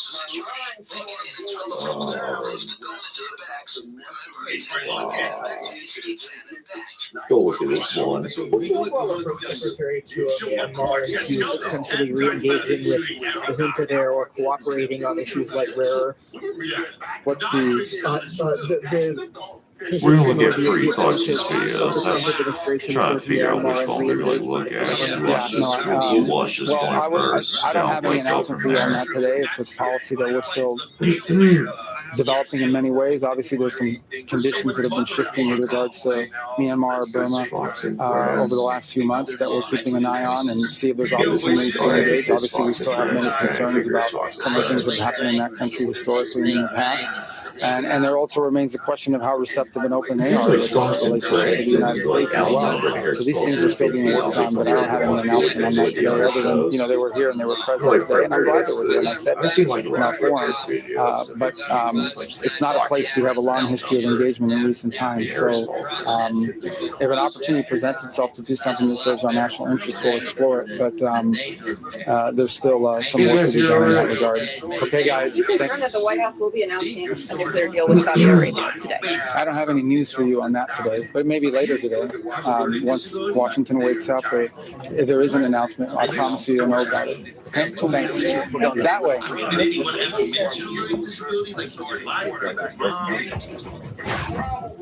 You just heard Secretary of State Marco Rubio trying to figure out which way to go, speaking live in the Philippines after meeting with his Chinese counterpart. Rubio discussing a wide range of topics, including the latest on the war with Iran. So, a guy that was listening, I am sure, Chief Foreign Correspondent Trey Yingst is live in Tel Aviv with the details. Because, Trey, we talked a lot about the region that you call home. Yeah, absolutely, guys. Good morning. Secretary Rubio speaking there from the Philippines, discussing the war with Iran and the possibility of negotiations. He says right now the Iranians are not serious about making a deal. We remain open to diplomacy. We remain open to working it out in a negotiated way. But right now, they don't seem to be serious about that. And so we're going to continue to protect shipping. We think other countries should join us in that endeavor. We don't need them to, but they should, because they're more impacted by it than we are. And at the same time, we are going to, when the opportunity presents itself, degrade their ability to target global shipping. The remarks from Secretary Rubio come after the United States hammered the Iranians for an 11th straight night. The target list expanded. Reports indicate far deeper strikes inside of Iranian territory, along with a variety of positions along the Strait of Hormuz. CENTCOM released a statement saying over the past 3 months, Iran has attacked more than 30 commercial vessels transiting the international waterway, vital for regional and global trade. The unwarranted attacks have endangered hundreds of innocent mariners and undermined freedom of navigation. The strait remains largely at a standstill, with just 3 commercial vessels passing through on Tuesday, according to Kepler shipping data. The other area of focus remains on Iran's nuclear program that President Trump says will be targeted in the days ahead. We follow the material. That's where the action is. And We'll be hitting that area very probably pretty soon. And there's not a thing they can do about it. Normally I wouldn't say that. If I thought they could do something about it, I would never say that. But we'll be hitting that area pretty soon, and very heavily. Both the United States and Iran have left open the door for diplomacy. The Iranians have continued their attacks against Gulf countries, overnight targeting Kuwait. Just last hour, the Jordanians say they dealt with incoming Iranian missile fire toward the southern city of Aqaba. The explosions there could be heard in southern Israel. Guys? Hey, Trey, what could you tell me about the Red Sea? We hear the Houthis going to say we're shutting it down to Saudi Arabia. They seem to be in their own little fight, but that's going to affect the global price of oil and gas. So what's happened? Is it just rhetoric or is it action? Right now, it's just rhetoric. The Houthis have made some open threats about trying to close the Bab el-Mandab Strait. This translates to the Gateway of Tears, the entrance into the Red Sea. And they've done so in the past, but they've also paid a heavy price for it, with both U.S. and Israeli strikes that have targeted one of Iran's largest proxies there in Yemen. Yesterday, President Trump was asked about this at the White House, and he said if ultimately the Houthis decide to do this, then business could be taken care of, an indication that strikes could be on the table for the Houthis if they try to threaten international shipping lanes. Remember, in the past, the Houthis have launched missiles and drones at Israel. Back in 2024, a man was killed here in Tel Aviv by a Houthi drone that targeted very close to where the U.S. Embassy branch is located in this city. But more broadly speaking, there are a variety of options on the table for the president, not just to deal with Iran, but also its proxies across the region. And so it's something to keep an eye on, because certainly if they decide to try and close that critical waterway, it would be another dynamic in this expanding story. But right now, we're just seeing rhetoric from Houthi forces in Yemen. Yeah, 8 million barrels of oil go through pipelines there, and then through the shipping lane. Trey, I noticed on the strike list last night that an Iranian barracks was targeted. I thought that was very notable after an Iranian ballistic missile hit the base in Jordan that killed 4 American soldiers. It does seem like the Trump administration and the U.S. military is ramping up these strikes, especially when you're targeting Iranian barracks. Yeah, President Trump has had a very clear message for the Iranian regime. You kill U.S. forces in the Middle East, you'll pay a price 10 times greater. And that's starting to be the equation that is unfolding in the region. The Iranians have taken 11 straight nights of incoming U.S. strikes. And again, the target list is expanding here. And the president said yesterday from the Oval Office, he's been nice so far. The Iranians haven't seen anything yet. Remember, there are a variety of options for President Trump when it comes to military pressure on the Iranians. And it's not just the military pressure, it's also the economic pressure that is expanding each and every day. The U.S. naval blockade of Iranian ports is back in place, and it's costing the Iranians hundreds of millions of dollars each day. And when we think about the domestic pressure that the regime is facing in a country of 90 million people, they can't get food to many of their people. It's difficult to get water to their civilians, and the inflation rate is skyrocketing. Right now, the rial in Iran is almost 2 million to $1 US, one of the highest levels that it's ever been. And this is partially a result of the U.S. naval blockade that is putting new pressure on the Iranian economy. Well, all right, Trey. We only have 30 more questions, but unfortunately we're out of time. Thanks, I Trey. appreciate it. We'll talk to you throughout the show, though, Trey. Thank you. You do an excellent job. The president is going to be at 11 o'clock this morning at the dignified transfer today. You mentioned the individuals, the service members that were killed in Jordan. There was also someone that was killed in Iraq by an Iranian drone. So the president will be there at Dover Air Force Base in Delaware. I think he leaves around 8 a.m. and we'll be covering that all morning long. Yeah, we'll see, man. We'll see what happens. Hopefully that they will be still, close like the Strait in the Red Sea. 'Cause if they did do that, Jesus Christ, gas would fucking skyrocket. Oil price would skyrocket because there's a lot of oil that goes through the red, through the red, the Red Sea, and cash sharply rupees basically be like block that. Will Trump bomb takes time out? I can see him doing that. Will he do it this week? He could. I have no idea. I know he's so afraid blow up bridges. It's it's up to how Trump's feeling that day. If he's blow up, the Pigside Mountain. I know that's where they keep a lot of their new. That's where a lot of their nuclear programs are currently at. It's in that underground of the mountain. Let's just trying to see what else. A lot of it's just basically just Iran, basically.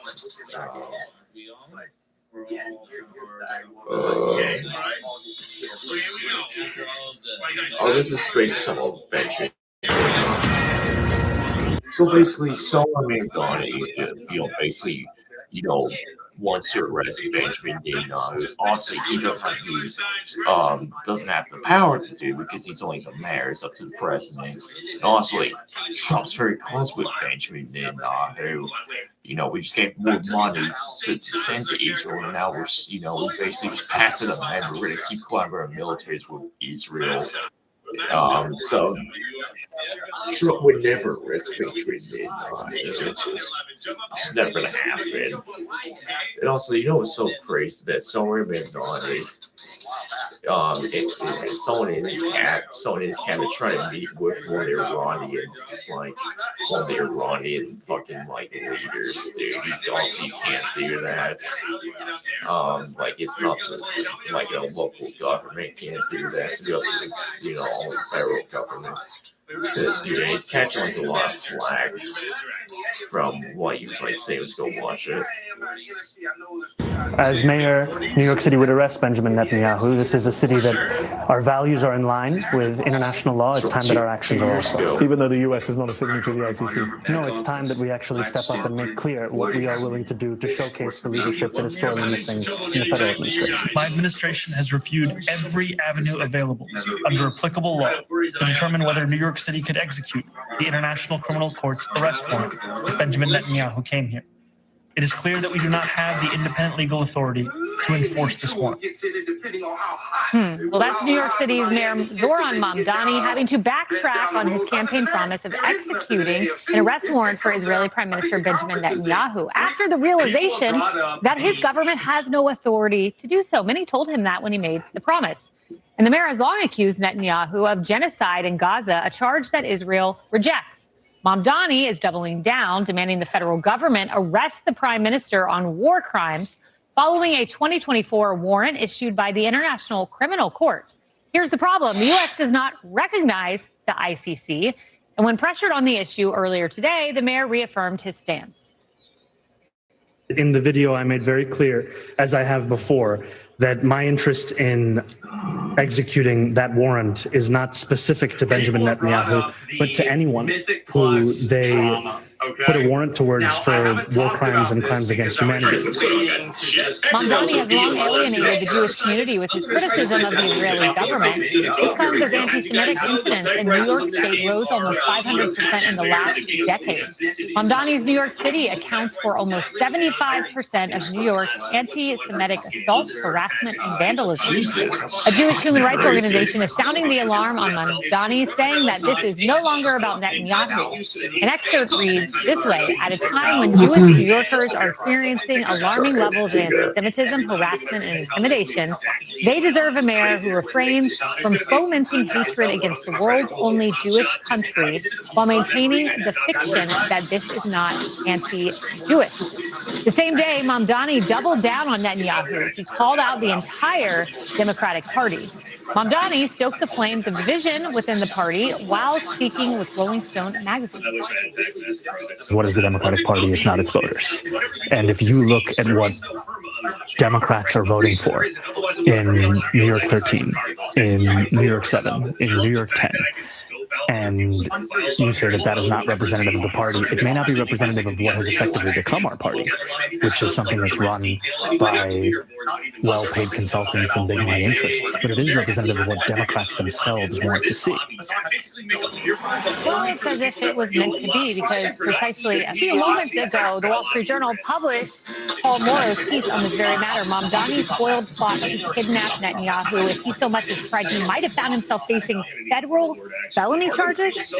Yeah, so the gist of it, and now he's backed off, but the gist of it was that were he to order the NYPD to go out and arrest Netanyahu, knowing that he has no authority to do so, and in fact, if anybody took an overt step towards doing a substantial step, an overt act, you would have a conspiracy to commit kidnapping, because there's no legal basis to do it. He knows that, and so he's knowingly conspiring with somebody else to say, go grab somebody illegally and let's recognize something else. He would be, first of all, there's a statute right on point that says relative to heads of state that come here, you can't do this. But furthermore, he has stated, well, he should be tried in The Hague.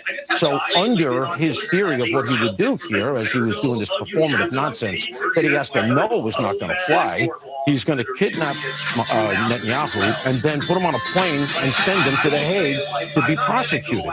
There's no universe wherein that's going to fly. He knew it. It's all performative. And I think the tell here is that he knows there's no federal case either. There's no federal standing to do what he's advocating, yet he's doubling down, saying, well, we can't do it. I checked it out, but the feds should do it. He knows that that's not going to happen and can't happen either. He's continuing to lie. It's all performative. He's playing to his base. And all I've got to say is he's so obsessed with Gaza, and his base is so obsessed with Gaza. What are they doing to make Gaza better? Has he gone there? Has he done anything relative to the actual issue?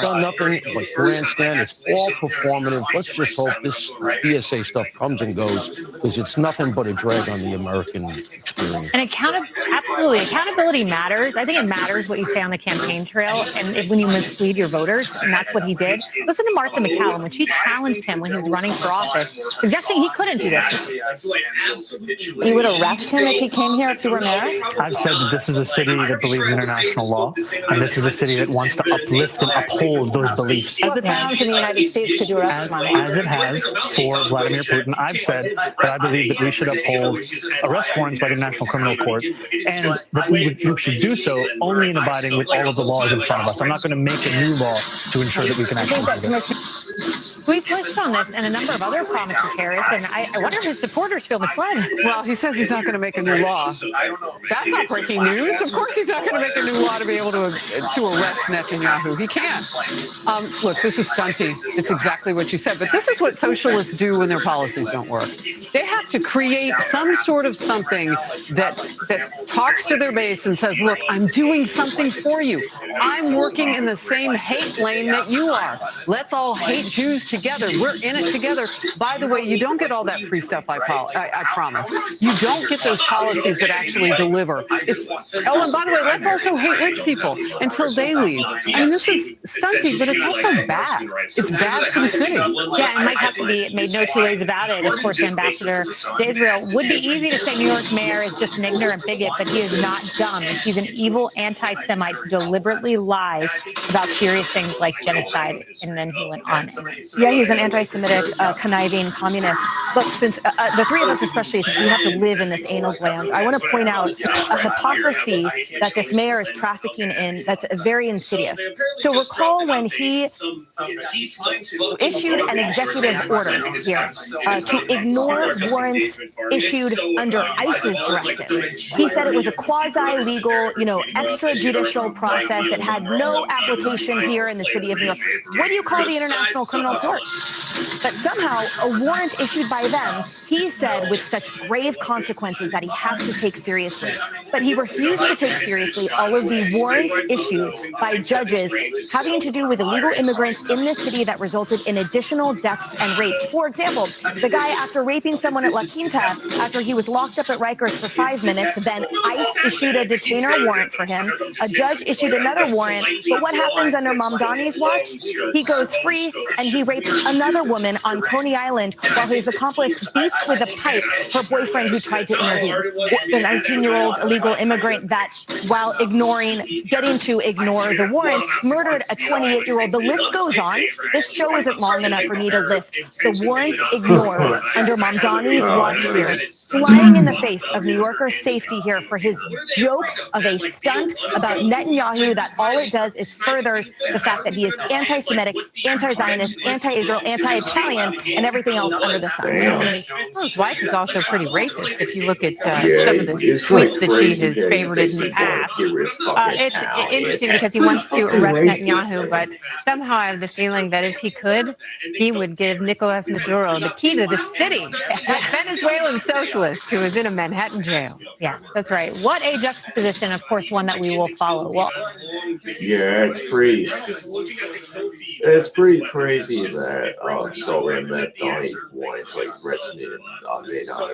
Look, I'm not a fan of Benjamin Maynard. I think he's a fucking asshole. I think he's corrupt. I think he's an evil fucking piece of shit. I don't like that.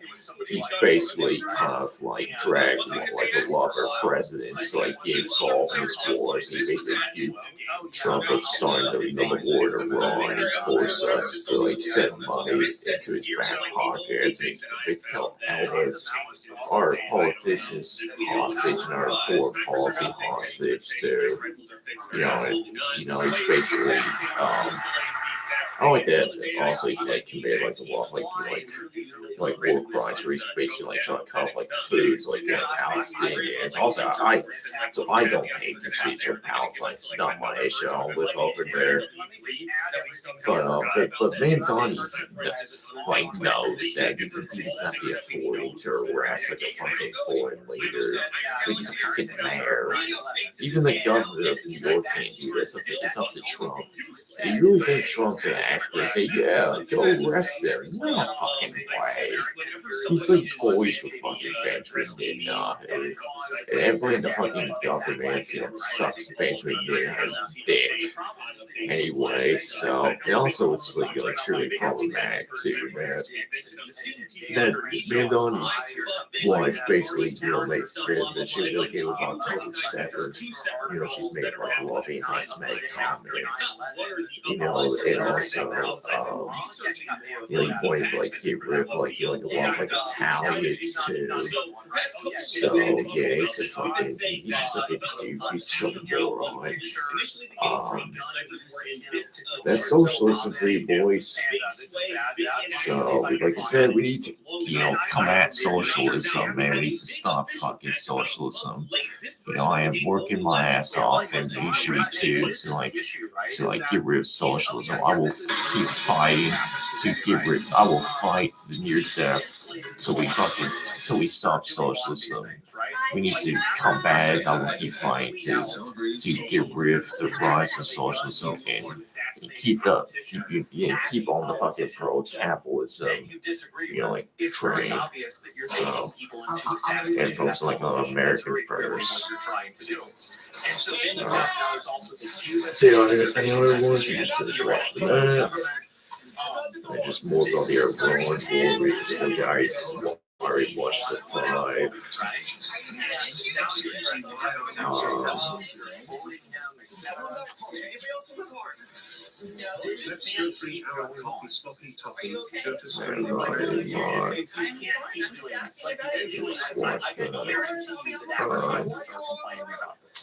You can watch this. Let's let like 6 minutes. In reality, democratic socialism and radicalism is simply a vessel to overthrow the U.S.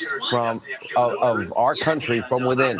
The plan, as stated in the DSA's chapter, win elections, throw out the Constitution, abolish the Senate, abolish the Electoral College. Yeah, of course, you want to strip away all powers from the White House and Supreme Court, and then boom, democratic socialism / communism, just regular old. That'll be the end of America as we know it. Now you can vote your way into socialism, but you can't vote your way out of it. Sounds extreme? Yeah, because it is. And don't forget, democratic socialists, they don't love this country. One of their core leaders, Hassan Piker, said America deserved 9/11, this in the 25th anniversary year of 9/11/01. And now, in his podcast, he proudly displays a framed newspaper. Take a look at this from 9/12/01, showing the Twin Towers on fire. Take a look. Also, you might have noticed some changes behind me.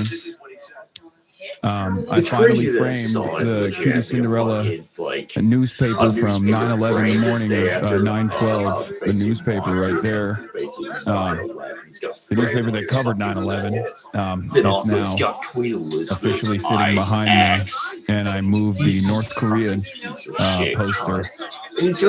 Recently, the college Democrats invited Piker to speak at their annual convention. He showed up dressed like a Chinese dictator and delivered a hate-filled rant against all of his political enemies, including Israel, Donald Trump, and other Democrats. The speech was kind of insane, so insane that the University of Kansas Democrats, they actually got up and walked out, later condemning Piker's extremism in a statement. Of course, Piker wasn't just dressed like Chairman Mao for fun. He actually reveres one of history's most evil and murderous dictators ever to exist on this planet. Take a look.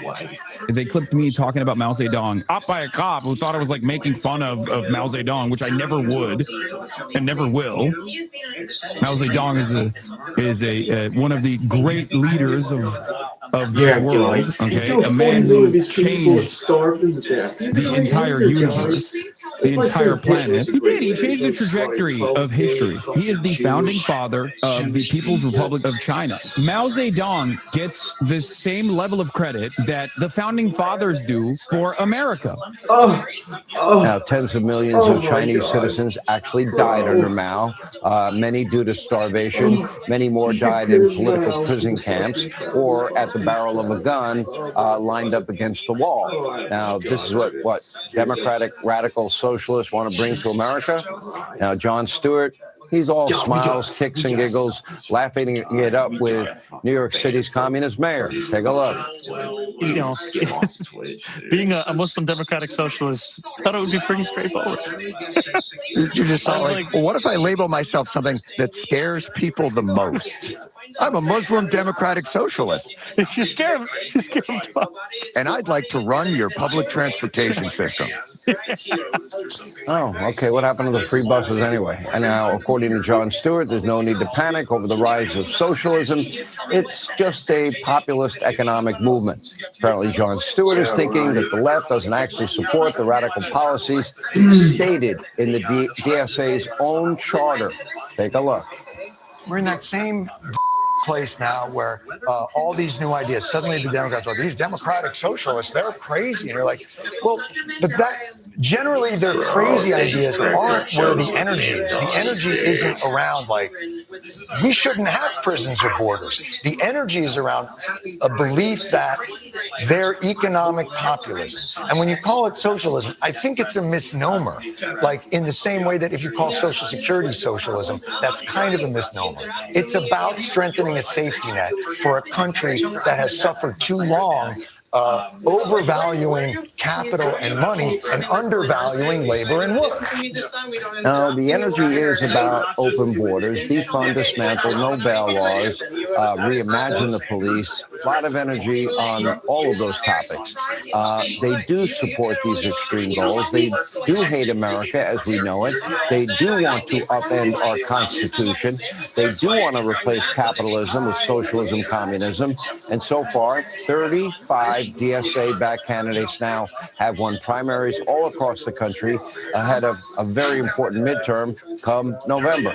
And none of these candidates have made a move to the center for the primary. In fact, they're very honest about wanting to upend the American system. When someone tells you who they are and what they plan to do, my advice is you may want to believe them, or maybe you could just listen to President Trump. Take a look. Communism is a loser. The concept, the policy, it's a loser, and it always has been, and it always will be. And, you know, they want to give everyone everything away. You want free rent, you want free house, you want what they don't say is that a year from now, there'll be absolute squalor, turmoil, and death. And that's the way it's happened all the way. It goes back thousands of years by different names. But that's the way it happens all the time. It's squalor, it's poverty, it's death, it's destruction. And that's why we declare again today that the United States of America will never be a communist country. America is back. It's stronger than ever before. And I'm telling you, it's only going one way. It's going up. As long as we keep our current thinking, our current system, it's going up. If you go the other way, nothing ever succeeds. I made the statement once, with communism, everything turns to okay? It's true. And so we're all those courageous Democrats who care about the Constitution, the rule of law, the American way of life. They seem to be few and far between. All right, thanks for watching. Check out my new podcast. Yeah, it's pretty crazy that, you know, that these DSA Fox basically want totalitarianism. They don't give a fuck about democracy. They, you know, a lot of these people that like run, you know, other dudes are not even from the country. They're from like, you know, from other, you know, like bad, like kind of PC a little bit, bad run countries. I'll say.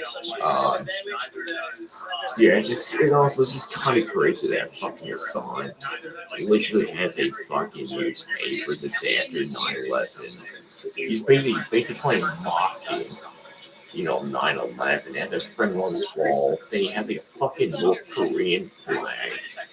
You know, one of the most fucking shittiest, fucking dangerous place on the fucking planet.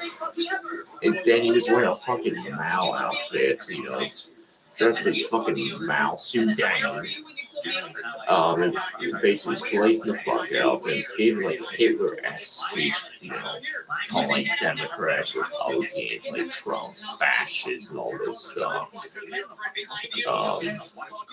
Didn't say that about even though he slaughtered 40 million of his own people and starved them to death. Then he compared them to the founding fathers. That's so stupid. Oh my god, it's so retarded, dude. It's oh my god, it's crazy shit. Oh, I don't know what to say. We're actually gonna watch this. I was like, It's been a long time coming.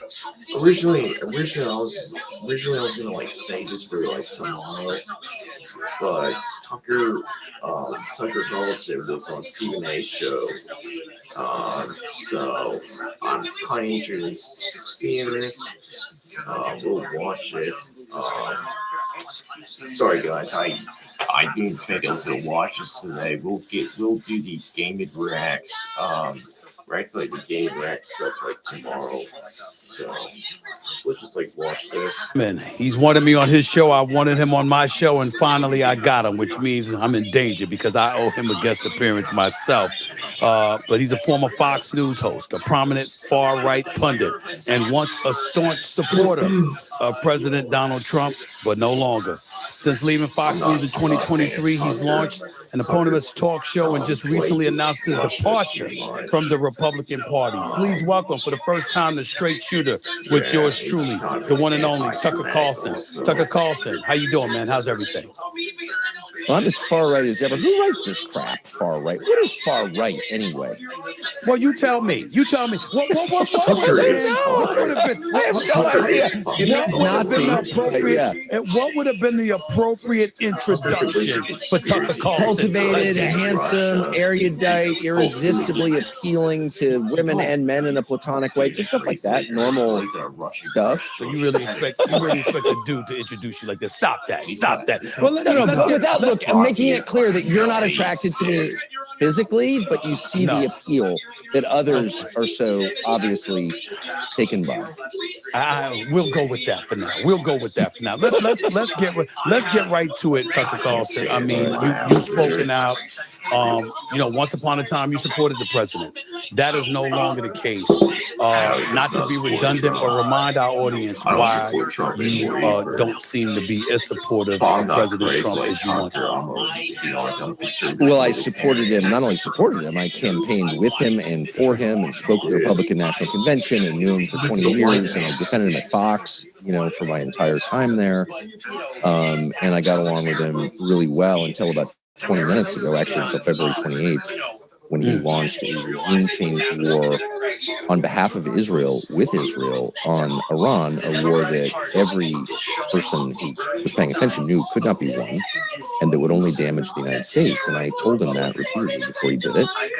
And it wasn't, from my perspective, just a mistake. It was like the end of an entire moment in world history where the United States, has enough power to influence events.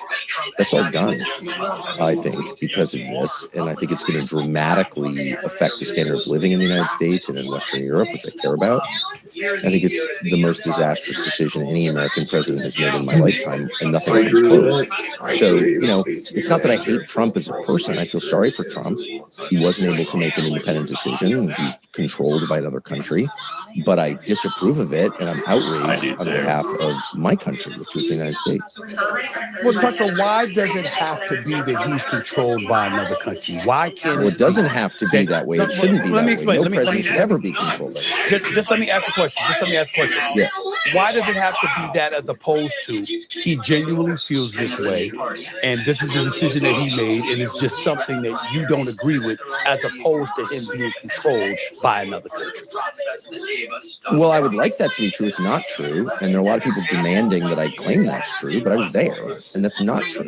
It's a fact that he followed Israel into this war. He said it himself, and so did the Secretary of State. And there's this frantic effort by agents of Israel to rewrite history and make us forget what just happened in February, which was the United States following the lead of Israel into a war that gravely harms the United States. That's what happened. Trump was not for this. I talked to him a lot about it. He made no case to the American public demonstrating that he was for it. He said, well, I don't want Iran to have a nuclear program. Okay, that's fair, I guess. I don't really care, but he cared. And then in last June, he said he eliminated the nuclear program. And then 6 months later, he's like, we have to go to war. We have to kill the leader of Shia Islam because of the nuclear program. It didn't make any sense. He followed Israel into this. He was under pressure from Israel. They chose when it started. They chose the parameters of the war. And critically, they were our partner in the war. Like literally, we went into this war with Israel. I'm not saying that because I'm a bigot or an anti-Semite or a Nazi. I'm saying this because that's what the U.S. government told us. So there has been this effort to lie about what just happened. And I've seen this a lot. I saw it with 9/11. I saw it with the Iraq War. And I'm just not going to play along again because I was there. I know what happened. So my question would be this. He's the leader of the free world. Why does he need to follow anybody? Why is another country leading us as opposed to it being the other way around? How do you explain that? You tell me. I don't have the answer. I said this to him directly. I said this to him during the 12-day war last June, which Israel started. And we didn't benefit from it, obviously. We went to war again. That was the beginning of the regime change war that they planned and wanted for their own reasons. It had nothing to do with our strategic goals or our interests at all. It only hurt the United States. It killed a bunch of Americans. It's going to drive us out of the region, destroyed all of our bases on the Gulf. It's a disaster. So I told him at the time, you're being led around by the nose by Netanyahu and everyone can see it. And, he didn't like to hear that, but it was a fact. And it remains. What did he say to you when you told him? When you said that to him, when you said those words that you just said, what did he say to you? What did you say to him? What did he say to you? I think you know Trump, so you can picture the scene. Trump hates confrontation, direct confrontation. Hates it, can't deal with it at all. He likes everyone to get along. He likes to tell jokes. And I like this about him. I'm not criticizing it at all. He said, oh, no, it's going to be totally fine. That's not true. And it's fine. It's going to be great. It's going to be great. And then he had someone else call and say that he was offended by it, which I understand. I shouldn't have said that. I snapped. I was so frustrated. This is embarrassing. I'm an American. Whatever you think of this country, which has treated me very well, and my family's been here forever. I like America. I live here. My kids live here. This hurts America, and I don't like to see the United States humiliated because it's my country, and that's humiliating. Why are you taking orders from a country of 9 million people with no resources? And I'm not even attacking Israel. I'm attacking our leaders who today in the U.S. Congress, right now as we're talking, are voting to merge the U.S. military with the IDF, the Israeli Defense Forces. That's ridiculous. The group committing genocide. And why would we be doing that? Why would we be merging with the IDF? Why would what would it's be the totally bonkers. I'll tell you why we're not doing it is because the overwhelming majority of Americans want it. They don't. Who would want that? What's the upside for us? We're doing it because Israel wants it, and Israel controls our politics through campaign donations, at least, and maybe there are other ways that it controls our politics. But there's no debate about it now. This is not an anti-Semitic conspiracy theory. That my whole life I've watched this. My whole life I've said nothing about it. And in a lot of ways, I was intimidated by the claim that anyone who notices is an anti-Semite. Well, I'm not an anti-Semite. I'm never going to be an anti-Semite. I abhor anti-Semitism and all forms of racism, no matter what they say. I'm not for it. So that's not my motive. My motive is it's true. And trying to bully me into saying it's not true is not going to work. Why is it happening? I don't know. And I've said this a million times in public, and I really think we need a national conversation about why the president of the United States not just hurt his country, but hurt himself and his legacy and his party and everything that he worked all these years to build, trying to stay out of prison and almost murdered by a gunman and butler, all the drama that he went through, all thrown away. Because now he's the president that led us into a war that we cannot win. We cannot win the war. And by the way, if we can win the war, is there a military means by which we open the Strait of Hormuz? No. And if there was, we would. What about the notion? What about the notion that you're keeping Iran from capturing the nuclear weapons? That would be their argument. That's what they would say. That's what he's been saying. That's what his supporters have been saying. Iran, remember, he told us, you're absolutely right. Initially, they bombed them last June, and they talked about we've obliterated them, we're good. And then a few months later, he bombs them again because supposedly they're a month away from having a nuclear weapon, and we have to stop that at all costs. Even now, they'll say you don't want Iran to capture a nuclear weapon. There's plenty of conservatives walking around throughout the country that don't know things nearly as intimately as you do, and that's the excuse that they use. Well, we've got to keep Iran from capturing a nuclear weapon. That's why Trump is doing what he's doing. What do you say to that? I mean, it's sad and insulting, and no one who thinks about it for more than 3 minutes believes it. If there was ever a time when Iran has to get a nuclear weapon, it's now, because we just proved what happens when you don't have a nuclear weapon. When you have a nuclear weapon and you're North Korea, Stalinist slave state, we leave you alone. No one's arguing for an invasion of North Korea. Yeah, they're millions of people. They throw them in concentration camps. They don't have free speech. They don't have democracy. We need to invade.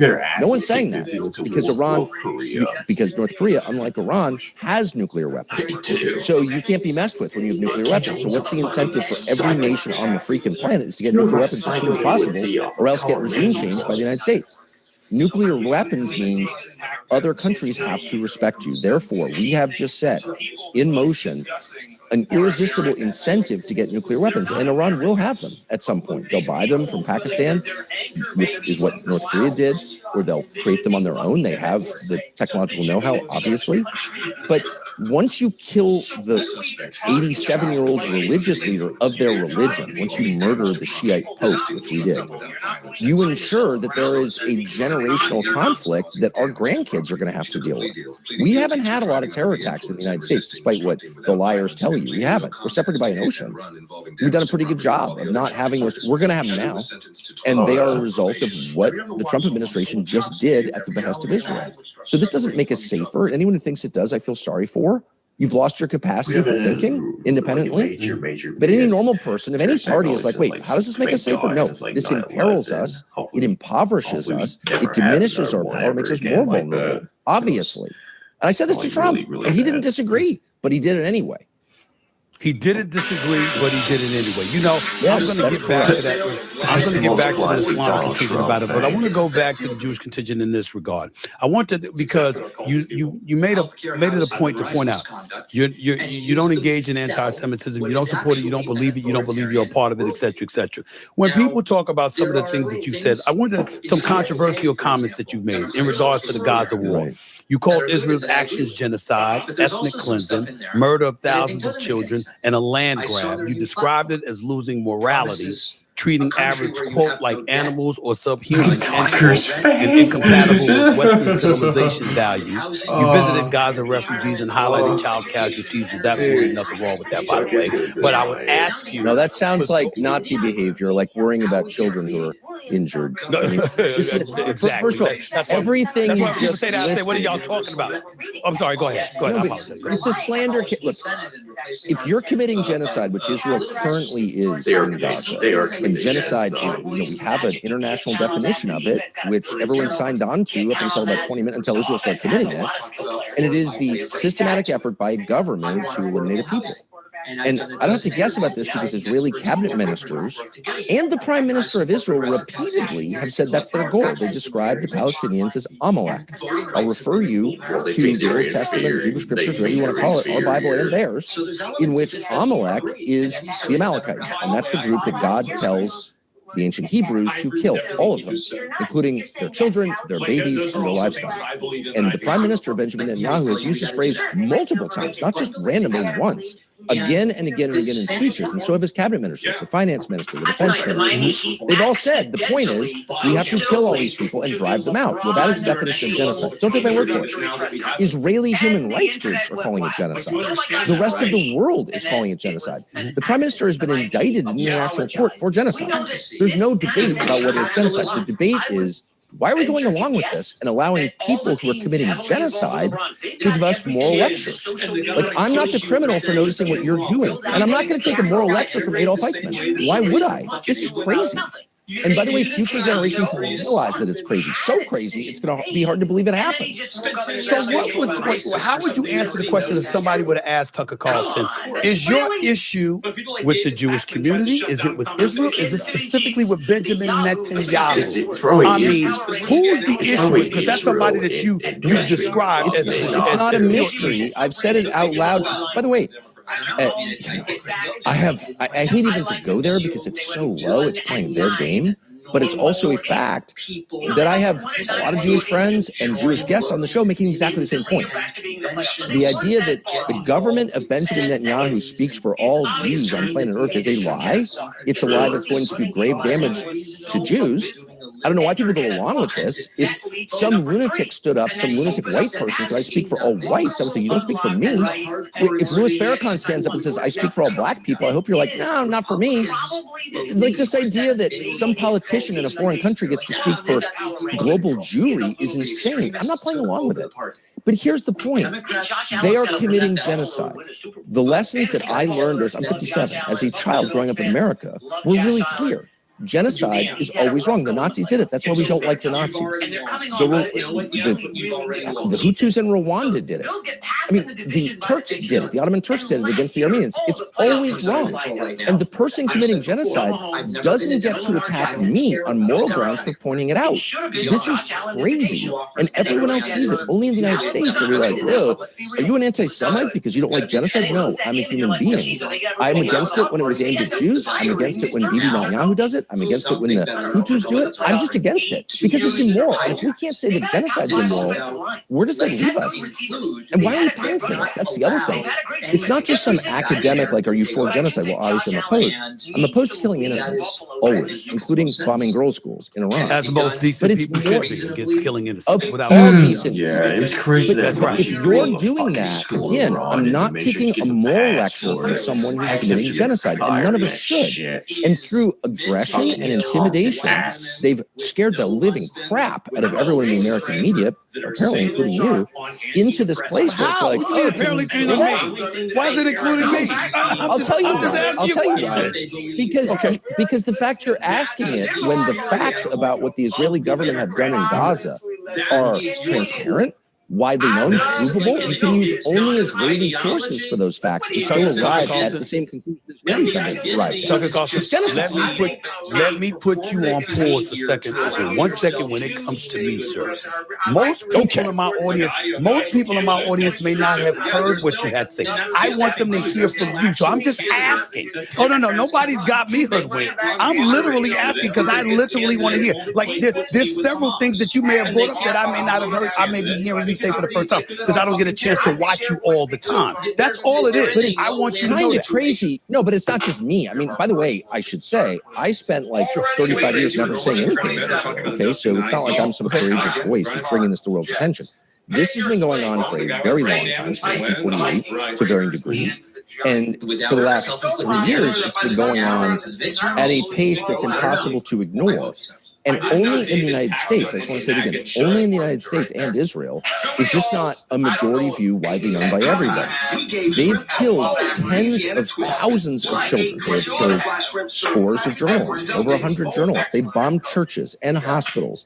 They bombed and destroyed all civilian infrastructure. And they're driving people out, and they're saying it.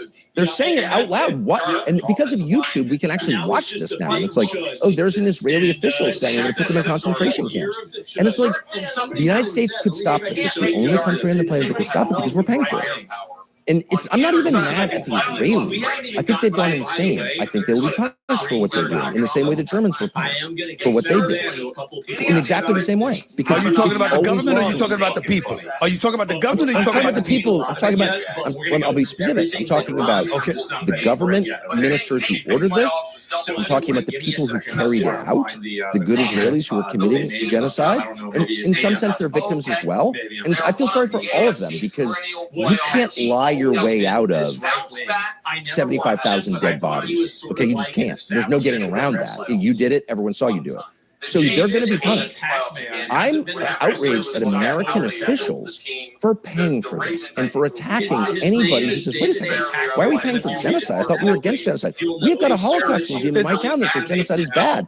Is it not bad now? And they're like, shut up, Nazi. And it's like, no, I'm against the Nazis because I'm against genocide. But here you're committing it, so I'm against what you're doing. This is it doesn't. Is this about just Trump, or is it about specific individuals within his administration that has an alarming level of influence that we need to know about? Ted Cruz, So that's like a question I've thought so much about. In other words, who was pushing Trump to do something? There you go. Insane? There you go. Right. And, obviously Rubio, the Secretary of State, is for it, obviously. I don't think he was pushing that. I mean, I don't work there, so I was there a lot, but I'm certainly not an employee and never have been. So there's a lot I miss. I can't really answer the question, but my sense is that no one inside the White House was like, pushing Trump's arm behind his back and saying, you've got to regime change Iran. I think it came from the outside. I think it came from outside advisors and donors. Miriam Adelson, the widow of Sheldon Adelson, the gambling magnate. I think it came from Rupert Murdoch, the owner of Fox and the Wall Street Journal and New York Post, who called all the time demanding this. I think it was people out. That's what I think. And I think there might also be other reasons that he did this. Joe Kent ran the National Counterterrorism Center, said out loud when he resigned, and he would know, that he believed the Butler shooting was connected to Trump's move against Iran. Now, look, I can't prove that, but here's one of our top intel officials making that claim. Where's the New York Times following up on that? Not one American news organization has made any attempt to find out what the hell this was, because they all support it. They all support it. They support this war. And that's why there has been no mass movement against it. People are like, oh, I'm against the war. Really? Well, where are the protests? I remember the Iraq War. I was there, both in Washington and Iraq. There were massive protests. Now, at the time, I was shilling for the Trump administration, for the Bush administration. Be like, no, it's a good idea to invade Iraq. I was completely wrong, and I've been humiliated ever since. But I did notice that the other side had demonstrations. Where are those demonstrations now? There are none, because both parties are in favor of this. That's why. Do you believe that this has been an impeachable offense by the President of the United States? And if so, what do you believe should happen to him in regards to these actions that he has taken? I think this is the one thing that Trump has done that he will never be impeached for, because Democrats support it. Both parties supported regime change in Iran because both parties had the same paymasters and the same donors who were demanding loyalty to a foreign country. The same AIPAC donations that I think like 90% of the entire Congress takes money from a foreign lobby, unregistered foreign lobby. That's bonkers. If this were Liechtenstein or Congo, bribing 90% of our lawmakers to toe the Liechtenstein or Congo line, I'd be totally opposed to it. It doesn't make me anti-Congolese or anti-Liechtensteinian. I'm not a racist for thinking that. I'm an American who wants my lawmakers to vote on behalf of my country. Like, it's that simple. It's literally that simple, and everybody sees it, except the American media, which lies because it's controlled, and American lawmakers, politicians, who are paid to lie. But like, now the consequences of it are getting so crazy. We're running out of oil. Trump said that last month. We're weeks away from draining the SPR. That's why he was desperate to make a deal, and so because at some point they're manipulating markets now. Obviously, the markets are totally manipulated, but at some point, supply and demand does become real. And if you don't have enough oil, the price goes up. And when the price goes up, so does the price of everything. And you get inflation. And people get really poor. And that's going to happen. Tucker Carlson right here with Stephen A, straight shooter with yours truly. I'm wondering right now, you're a life, you've stated, correct me if I'm wrong, that you voted Republican pretty much all your life, that you've disassociated, disconnected from the Republican Party, but it's not like you're about to vote for the Democrats either. I'm wondering how you feel right now as somebody who's confessed to being so wrong about the president, and more specifically, what I'm really wondering about with what Trump is doing. That's not something Obama did. It's not something that George W. Bush did. I'm wondering, this president decided to take this action. Where are you now in terms of viewing him compared to the Democrats, in light of the fact this is not something that they've done, but yet it's something that he has done? Well, it's something to some extent all American presidents have done since John F. Kennedy was murdered, which is follow the lead of a foreign country, Israel. So George W. Bush did do it. He took us into a regime change war against Iraq. at the urging of Benjamin Netanyahu. I was there. So that's why we did that. That's true. Joe Biden funded the genocide of Gaza. And by the way, to his credit, there were a lot of people in the Democratic Party who were very mad about that and attacked Biden for that. Good for them. I didn't say a word. I was kind of not even aware it was happening, but that was happening, and they deserve credit for being honest and decent enough to say genocide.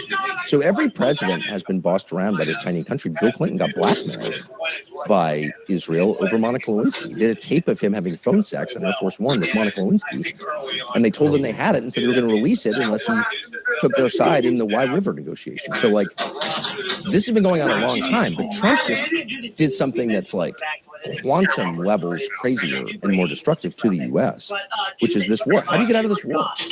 I don't see, and no one I know, including people who work at the White House and at the Pentagon, if you ask that question, how do we get out of this? They have no idea. So I'm really worried about it. I know I'm hated and called a Nazi for being against it, but it's bad enough that it's worth it to say it, I think. Tucker Carlson, in 2021, you probably wrote that you hated Trump passionately. You later supported him in 2024. So here's the question. Why should listeners see this latest break as principle rather than another pivot on your side, on your part? How do you answer that? Well, I've had many pivots, and I've already explained two of them. I was wrong. Because I'm wrong a lot, I guess. I mean, I flatter myself and say I'm not wrong a lot, but I certainly am wrong sometimes, and wrong on big things. I was wrong on Trump, and I was wrong on the Iraq War, and I'm sure a million other things. But anyway, I don't know what to say. People can judge whether I'm sincere or not. I don't really know what I'm getting out of this, actually. I've gotten really nothing out of any of it, and I'm not going to whine and say I've lost a lot, but some, including friendships. So I don't really know what my motive would be. But if I can't convince people, I can't. But I'm just telling you, I happened to be there and pretty close and saw a lot of stuff that is so bad for this country. It's such a total betrayal. Now, I would just say quickly that, I got mad at Trump in a private text message, which Fox stole from me and sent to the New York Times. That's a whole other story, kind of crazy. But I wrote that to one of my producers because Trump made me mad in 2001, right after the election. Okay, I've been mad at people I love. But I decided that Trump was the option to the Republican leadership and the Democratic leadership. He wasn't a Republican. He was a challenge to the Republicans. He came from outside the system. This is how I thought of it. And as they tried to put him in jail and shoot him and all this stuff, I was like, see, this is totally real. It's not a fake thing. I mean, they're trying to put him in jail. That's what I thought, and I still kind of think that. But somewhere along the line, after that Butler shooting in Pennsylvania in July of 2024, he changed 180 degrees. Well, he did things. Well, he did almost fucking ran against me. And so, you tell me what that is. I don't know. I don't think Trump's a great actor. I don't think he was lying before. I think something changed him. Something changed after the Butler shooting. You just think it's just that simple. You don't have no I don't know idea if it's that simple. Okay, but you have I no don't idea know what it if anything's simple. Well, let me tell you what I do know. No, I don't. Just to be clear, I don't know. And if I did, I would say it instantly. I know that Trump shut down the investigation into the Butler shooting. Yeah, it's doesn't make any sense. There's a lot of material that the FBI gathered into Thomas Crooks, who he was talking to on his burner phone, who he was talking to online, who he trained with at the range. They have tape of that. They've not released any of it, and I pushed them really hard. The FBI director, the deputy director, the guy in charge of the investigation, I talked to them all. Why can't we see this information? And they wouldn't answer the question. Turns out Trump told them not to release it, to shut down the investigation. He's a lone gunman. He's dead. We don't need to know anymore. Okay, then why can't I see the information that you gathered? Did he have contact with law enforcement before the shooting? Why can't you answer that question? And instead they yelled at me and called me names. The Trump people did. And I was like, if that's your response, then I think, I've got a bunch of kids, and if I say, hey, what are you doing? And they're like, shut up, racist. I'm like, I'm pretty sure you're doing something wrong then, if you're attacking me for asking. It's just a tell. And so that's all I know. But I can't think of a non-sinister reason for Trump to shut down an investigation into his own attempted murder. Maybe you can, but I can't. I think it's one of the weirdest things I've ever seen in my life. And I know that at that moment, he started assembling, right after that, he started assembling his transition team. And I was really close to that. I knew everyone on it. And all of a sudden, these people are like, wait a second, with this guy, why would we appoint John Ratcliffe to CIA when he's the opposite of what you're running on. Like John Ratcliffe is the opposite of what you're promising voters. Why would you do that? And I noticed this stuff and I was like, this is very odd. But I didn't kind of put it together because I'm not a genius. And then by the time we got to Iran, I was like, oh, wait a second. I think this whole thing's been in progress for a long time. And the point is not to eliminate Iran's nuclear program. Nobody cares. The point is to reshuffle the deck globally and to diminish the Gulf states, to get the United States out of the Middle East, I think to end the petrodollar, to crush Europe. Like, there are big things going on. And the rest of us are so caught up in whatever BS crap the media is putting on here, we don't see it. But I'm just telling you, in 5 years, it's going to be a different world. I hope a better world, but it's going to be a different world. You've got a lot of people connected with Israel. You got a lot of people who are, who look at Benjamin Netanyahu and let's just say they don't view him the way that you do. They point to your relationship in the Middle East. They talk about Qatar. They talk about you having a home in Doha, stuff like that. Yeah, talk about that's kind of weird, whatever man. level Like, why you have a house may come attached to those who I mean, I hate defending myself. I mean, it's just, these are people who are taking money and direction from a foreign government, accusing me of the same. And the truth is, I don't have a home in Doha. I don't own anything in Doha. I've never taken money from Qatar or any other government. I don't even have a bank loan. I have no investors. I have no debt. My opinions, you may not like them, but they're mine because I have no control over me at all. And I own my company with my college roommate. So that's the extent of my financial life. It's, whatever. But you know what? I would say this. Qatar, I love Qatar. I really like Qatar. And the Israelis like Qatar too, which is why Benjamin Netanyahu asked the Qatari government to send money to Hamas. I'm not guessing. You can look it up. So it was actually Netanyahu who asked Qatar to send money to Hamas. Now they're like attacking the Qataris for being a tool of Hamas. The whole thing is so dishonest, I can't deal with it. But even if I were like being bribed by Qatar to, I don't know what Qatar bribes people to do, even if that were true, you'd still have to contend with like, well, I don't know, is what he's saying true? Is the Iran war going well? Is it in American interest? Did the administration say we're following Israel? They did. Is genocide being committed in Gaza? Of course, objectively. The numbers are there on Wikipedia. And so it's like, it doesn't even matter. Yeah, they attack me as a person. I'm a bad person. I'm a Nazi. Okay, well, I'm not at all. But even if I were, it wouldn't change the fact that you're committing genocide and this war is hurting my country. Right? So since the country is so hurt and we've got a two-party, a binary system, Democrats, Republicans, you are not for either side. Obviously, you've been talking about a third party, but your thoughts about that at this particular moment in time, is that plausible? And if so, I mean, where do we go from here, Tucker Carlson, based on everything you're telling us about the state of this country right now and how both parties are a bit shady, to say the least? Where do we go from here? Want to know someone's criminal past? I was supporting third parties. Search million records instantly, from arrest. And also, sadly, the donors. Well, it's not even that they're totally shady, of course, but they're in agreement on the big issues. And the big issues, just to restate, are the economy and foreign policy. That's where all the money is spent. How do we apportion the spoils in our system? Like, who gets rich in America? That's the economy. And foreign policy is, who do we bomb? Where do we send money? We have a military that consumes like 80% of our discretionary budget. Okay, it's $1.5 trillion a year in funding. So what we do with the military really, really matters. The trans stuff, I think it's meaningful. It's crazy, but that's not the pressing issue. The parties disagree on trans. Ooh, I'm for trans, you're against trans. Okay, great. But on the big questions, they're aligned. They are on the same page. Chuck Schumer agrees with Donald Trump and Trump with Schumer on the tax code. Whatever they say, they agree on the tax code and they agree on the Iran war. So all I'm saying is it'd be nice to have an option. Like, someone should have a party for like the rest of us, because most Americans don't agree with the tax code and don't agree with the Iran war. So where's their representation? Now, what am I going to do about it? I was waiting for you to run. So a lot of us are just kind of sitting here being like, where's Stephen A? Is he getting in the race? But if you don't get in, it's like there just should be a real option, because otherwise it's not democracy.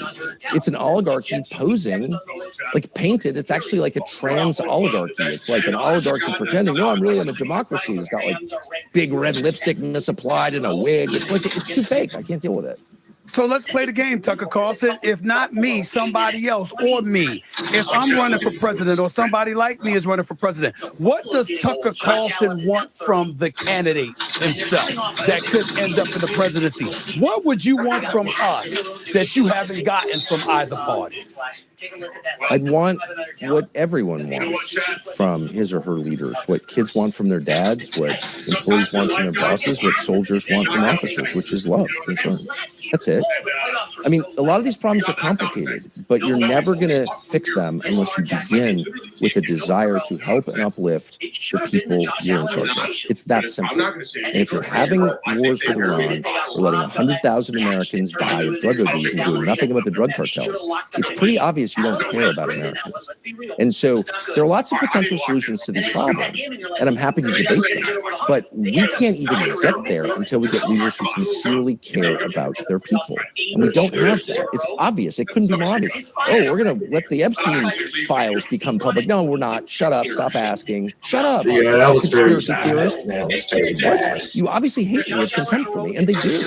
And I would know since I spent my life around them. I'm not talking about Trump. I mean, our leadership class. So we can't have that. We need people who have a sincere love, not of the country, but of the people who live in the country, the citizenry, Americans. And we don't have that. And so that's really the first thing I'm looking for. It's not some magic. How do you fix Social Security? I don't even know. You know, I don't know. It's too complicated. How do you fix schools? I have some ideas, but no one is even trying. Education in America is a freaking joke. It's a joke. You can't send your kids to a public school in a big city or even in a small city. They're terrible, and only people have no choice to do it. Is there an effort to fix that? No, none. Zero. So, like, all I want is to see that someone cares. And most people I know feel that way. Like, they're sort of post-ideology. I don't know the right answer, but I know you don't care at all about finding it. And so up yours. Get out of here. Leave. That's all I feel.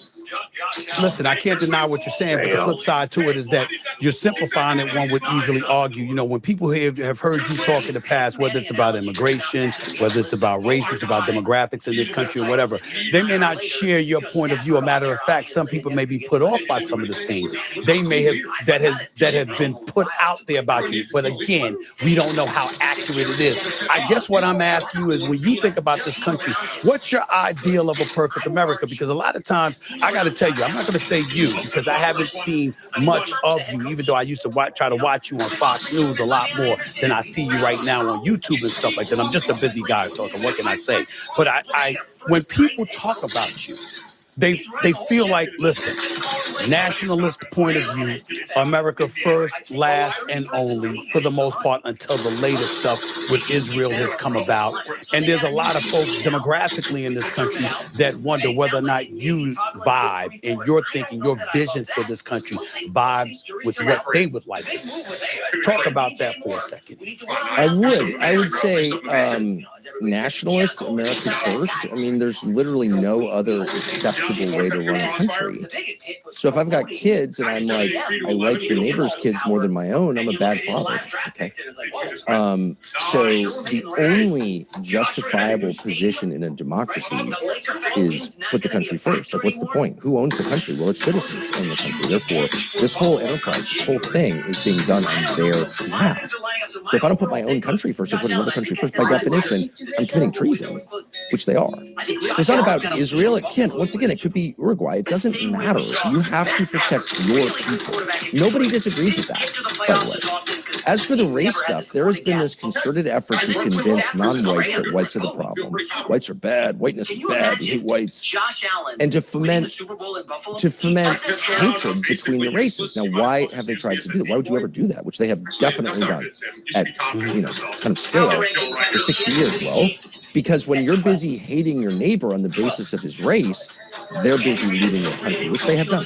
So it's a diversion tactic. And the truth is, if you say what I just said to the majority of Americans of any color, they're like, well, of course that's right. Like, what's the purpose of having a government if it's not there to help you? Like, what? Then why do we have it?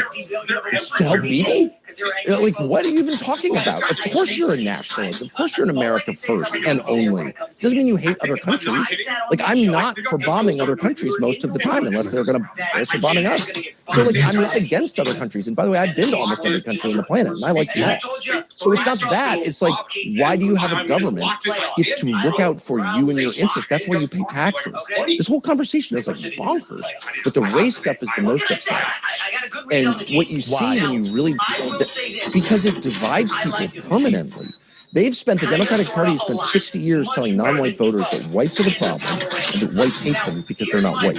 That's a freaking lie, dude. That's a lie. Okay, but what about, and a lot of black people believe it? But Tucker, as a black man, what about from an historical perspective, looking at slavery, looking at Jim Crow laws, looking at the iniquitous acts of a white populace that existed in this country, and simply acknowledging, look, that happened, that existed, and we could never come close to letting something like that happen again, policy or otherwise. What's wrong with doing that? Well, it is happening again.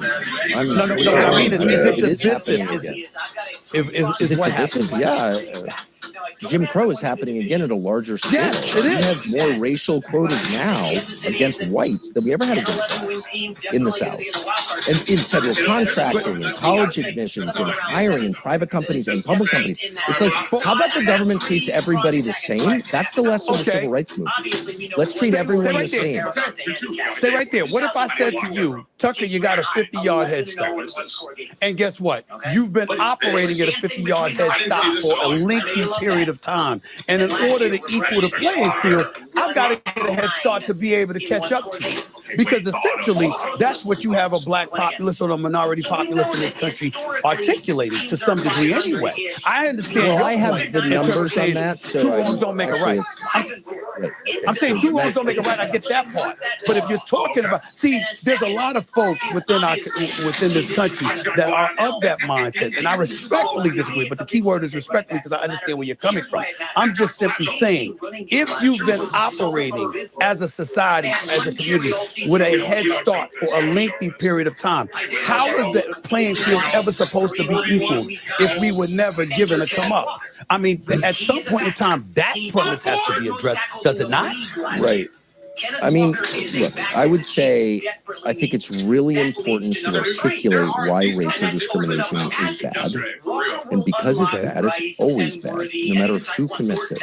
Period. It's inherently bad to judge people and to punish people on the basis of their skin color. Do you agree with that? I agree with that. I agree with that. You do. What I'm saying, I totally agree. I'm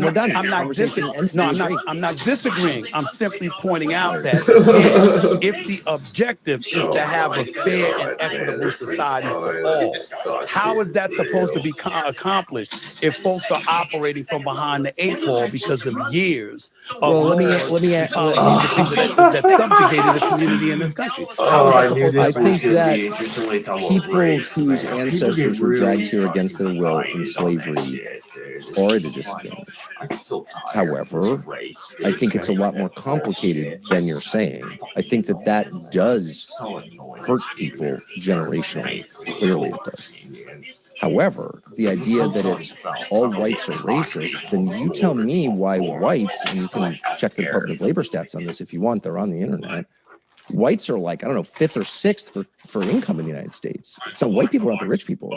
Nigerians, your average Nigerian in the United States makes more than your average white. So tell me if there's this like system. So I guess what I'm also saying is that like this country has become so genuinely diverse. Like when I was a kid, it was black people, white people, some Hispanics, very few Asians, and really no one else. And the black people, their families have been here as long as mine, hundreds of years. I mean, their families were dragged here in colonial times, some of them. So that was a different picture than what we're looking at now. Now we're going to get to a place, but in a couple more decades, where the majority of black people in the United States are not the descendant of American slaves. So then it's like, so do we owe affirmative action to an Eritrean when he arrives on a visa program? I don't think so. So like this whole thing is nuts, actually. So the only solution is to say, slavery is always wrong. Discrimination on the basis of race is always wrong. And so let's stop doing it because it's wrong. It'd be like saying, and they do say it, well, you know, a lot of people who survived the Nazi genocide moved to Israel and their grandchildren, you know, have a right to be upset about that. Okay, got it. But those same people are committing genocide. So it was wrong when it happened to grandparents. It's wrong when they're doing it. It's because it's just wrong. There are universal principles that if we don't defend, we will wind up in the world that we left when we started this country, which is the powerful people get to do whatever they want, and everyone else has to just deal with it. And I don't want to live in that country.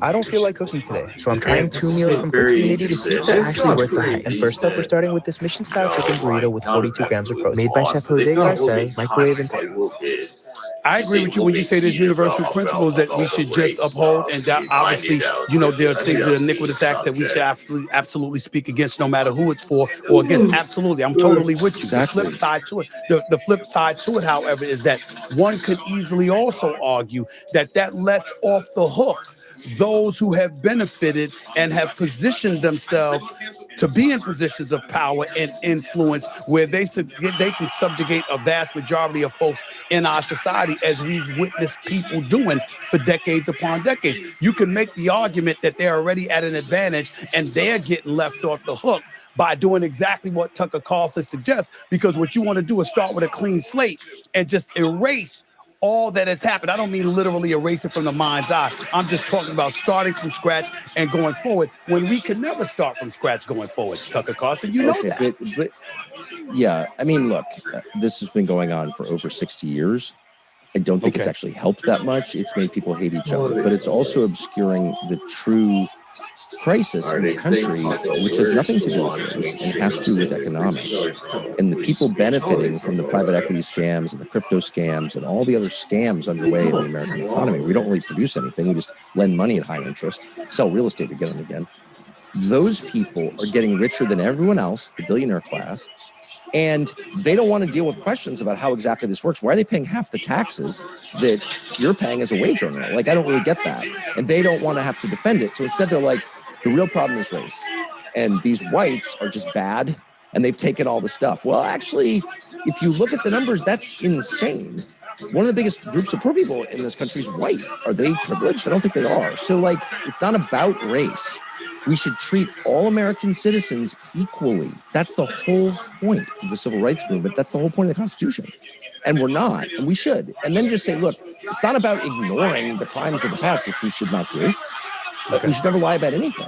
It's just about being honest about what's actually happening. And the real problems stem from the way our tax code is structured. And most people don't even think about it because no one in the media ever talks about it.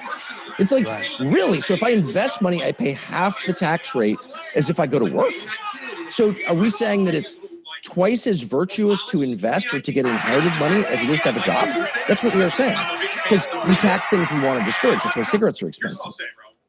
So, like, are you really going to say with a straight face that you're like twice as good a person because you inherited money as I am because I go to work every day? Because that's what we're saying. Right. And so in a normal country, you just like have a revolution. People are like, I'm not putting up with this. But in our country, because every conversation is controlled by the media filter, we don't even know what's happening. And so people are like, well, my life sucks. It must be the whites, and some whites are like, it must be the blacks or whatever. It's like, this is racial foment. This is racial conflict, which is created by the people who are taking all the money. And whether anyone agrees or disagrees with you, I think it was especially me sitting here talking to you. I really, really appreciate the fact that you're willing to tackle any issue, and I'm thankful for that. So thank you for the conversation. Let me ask you this, just a few more questions before I let you go. I'm thinking about the Nick Fuentes interview, for example, and I wanted to transition a little bit to this because, I'm wondering about where the line is between exposing extremism and normalizing it when you have somebody like him that you had on your show. I remember people were criticizing you. I didn't watch the interview. I saw clips of it, but I didn't watch the whole interview in its entirety. And I remember people accusing you of being quite soft on them, even though I can't imagine you being that guy. But that's what they were accusing you of. And they were saying stuff like that. But we know some of the things that people have felt he said and some of the positions that he has taken. From a generic perspective, extremism compared to normalization. Where does Tucker Carlson draw that line in the sand, particularly considering the position that you're in now and the kind of influence you wield? I think it's really important not to normalize extremism and to call it out by name and to say, to just frame this correctly, like what you're saying is crazy and extreme. I think it's super important to say that because otherwise it's like, oh no, this is normal. And I think one of the most extreme human beings I've ever met in my entire life was Lindsey Graham. And I would say maybe the second most extreme I've ever met is Ted Cruz, both U.S. senators. Lindsey Graham unfortunately passed away recently. Ted Cruz still represents Texas. These are people who have called for murdering innocents at scale, bombing people who did nothing wrong, killing kids, and have done that for like decades, who have openly called for the U.S. government and American citizens to be more loyal to a foreign country than to their own, who have called for banning Americans' right to criticize a foreign country, eliminating free speech on behalf of a foreign nation. You can criticize your own country, totally fine. You're not allowed to criticize a foreign country. That's so crazy that I can hardly believe it's happening, and nobody says it. So you'll go and you'll interview Lindsey Graham, or I interviewed Ted Cruz last year, and people are like, "Oh, no one is like, I can't believe you're sitting with that wacko extremist Ted Cruz, who's literally called for murdering people, and by the way, has helped murder people. He's a United States senator. He's not a podcaster. He votes for things. He appropriates money.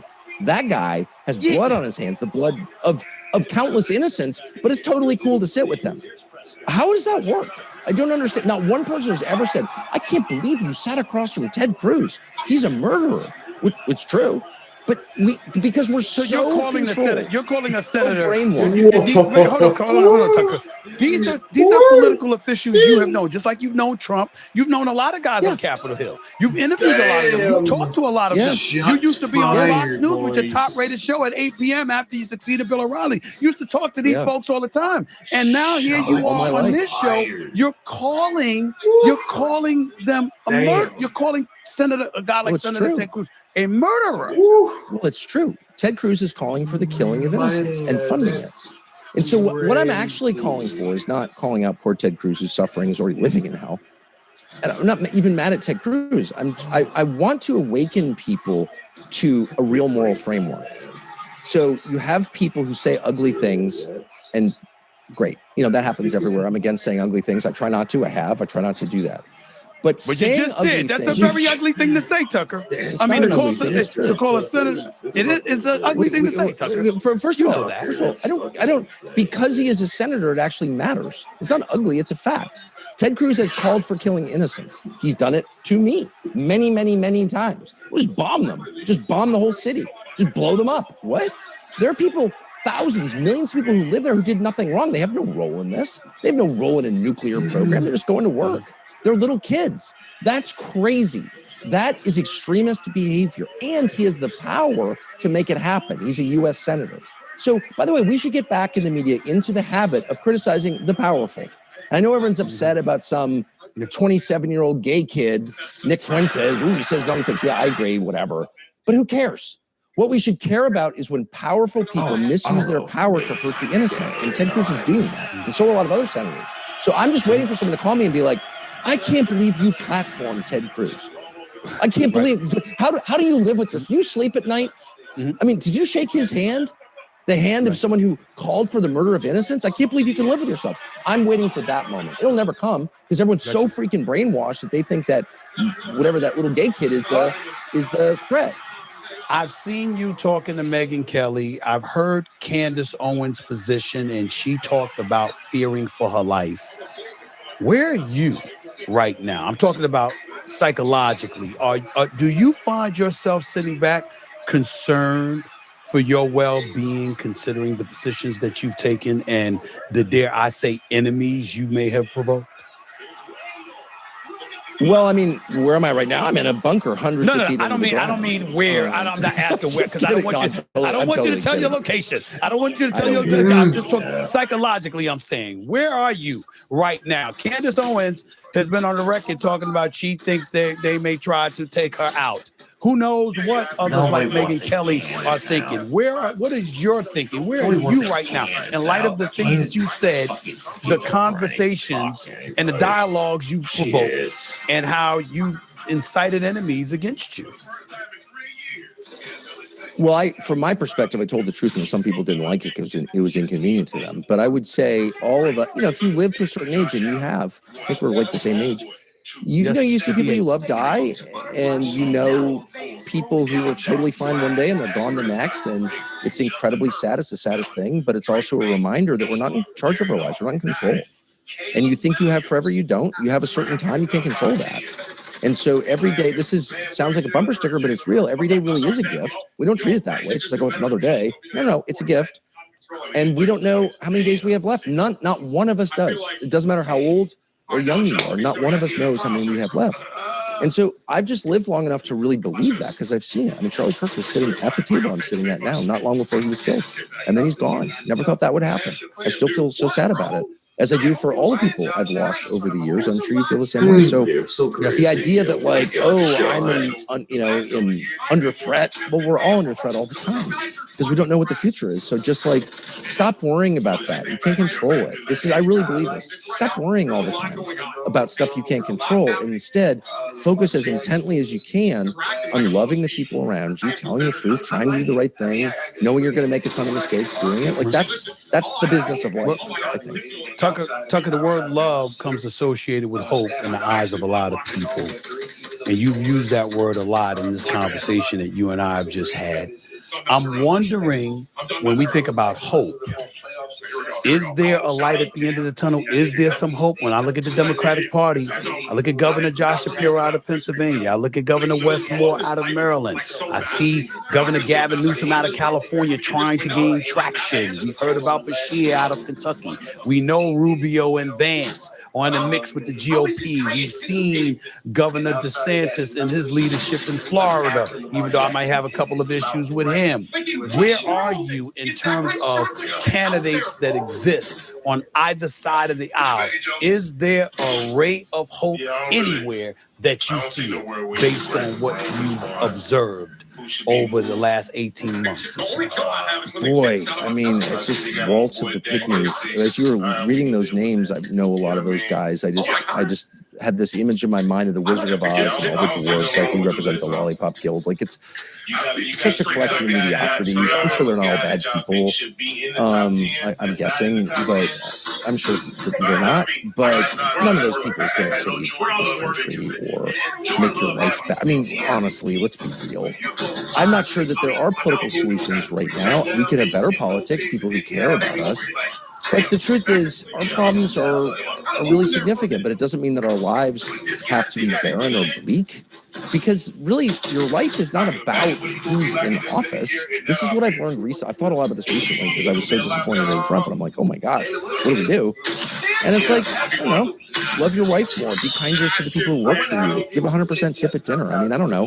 Like, you don't have to wait for some savior to come and make everything perfect because, like, Josh Shapiro or DeSantis, I mean, come on, these guys. I'm not saying they're evil or anything. I'm sure they're fine, but, like, they have no freaking idea what they're doing. They have no power. The president doesn't have as much power as we thought. That's another thing I learned. He can't fix all these problems. He can't even decide not to invade Iran. Well, then why the hell do you want me or somebody else to run for office? I mean, what hope would we have? Based on what you would have no hope, but how hilarious would that be? Stephen A. Smith, ladies and gentlemen. Go, Stephen A. Smith, and you'd be like, you know, I think it'd be funny. I couldn't get anything done. I'd lose my damn mind dealing with them on Capitol Hill. I couldn't get anything done. But we don't have to wait for that. I guess that's the point. I mean, I've really had to brood on this recently because I convinced myself that Trump was really going to make a huge difference. And by the way, it didn't have to be this bad. Obviously, it was his fault. But he was never going to fix all the problems because that's kind of not how it works. Like, the president has the power to do that. I don't have to wait for the perfect guy or even a great guy to get elected to make my own life better, to make the lives of people around me better. And I shouldn't. And I shouldn't also think that my happiness, is dependent on who's in the White House. Like, it's just not true. It's like part of the op, actually. You know, you can create beautiful things in a beautiful life and love other people, no matter who is. I mean, there are happy people in North Korea. I'm sorry. I've been there. It's true. Very last question.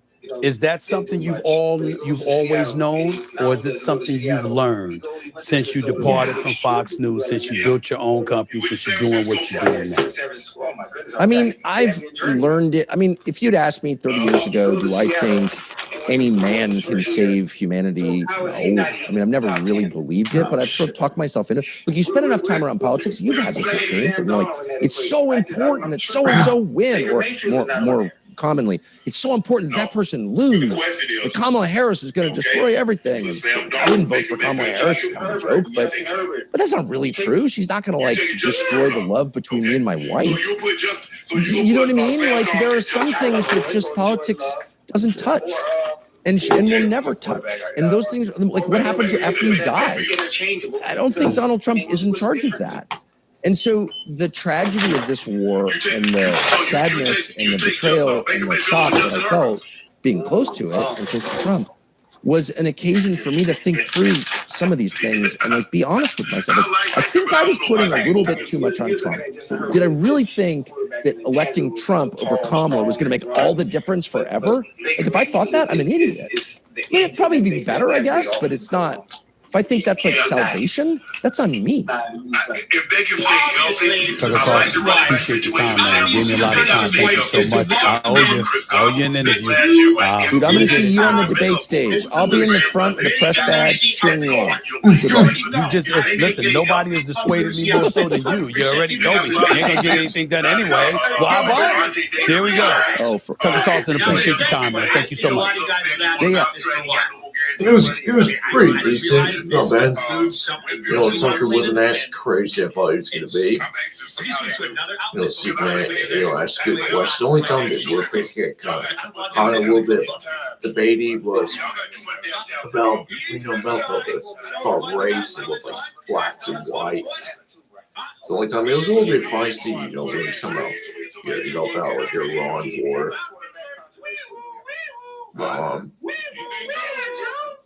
It was pretty good. It was kind of crazy. Called Ted Cruz a murderer. That's like, whoa. That's kind of crazy to say, man, You disagree with him on, being this issue, but call him a murderer. Whoa, that's like, that's kind of crazy, man. But it's so crazy. He calls Ted Cruz a murderer, but he doesn't call, Putin a murderer. I'll be right back. They go back from You're back. What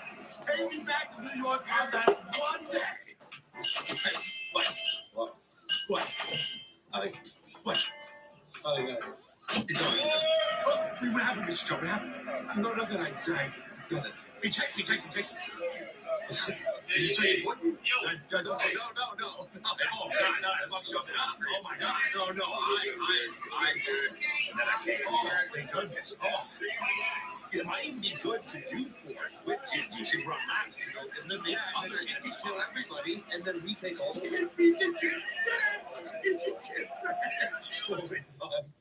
You know what? Fuck it. Let's continue here. Let us start one duo illustration. It's not live. I don't know. I think that person just made it up. We get one guy right here. I think we are. I'm not going to tell you guys. Don't tell me it's one guy. Sorry, guys. I had to go to the bathroom. I felt better. I was holding for a while.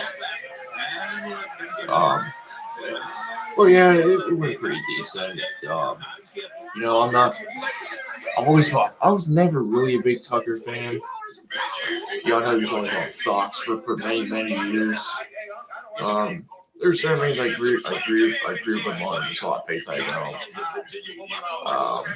I think he's pleasing to me conspiracy theories. I don't like that he's kind of like pro-Russia. He's kind of like pro-Putin. He gave like a softball interview. Like Putin.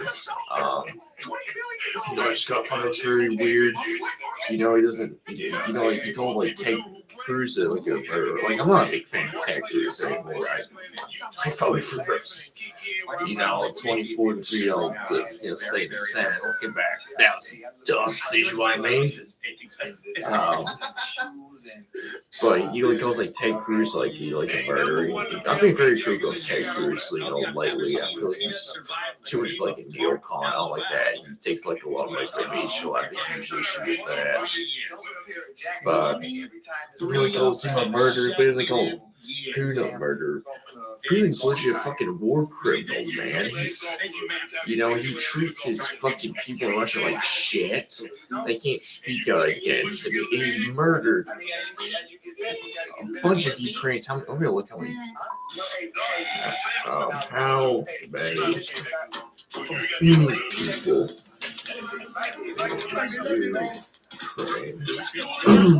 Oh my god. This is sorry.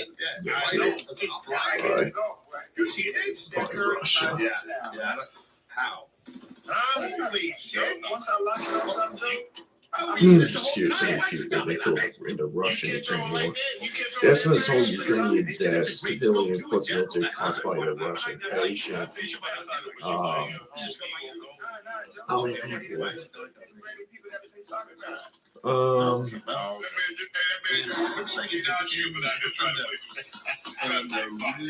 So 625,000 people have been killed. Since the Russian-Ukraine war started, so Putin's killed almost 1 million people in Ukraine, but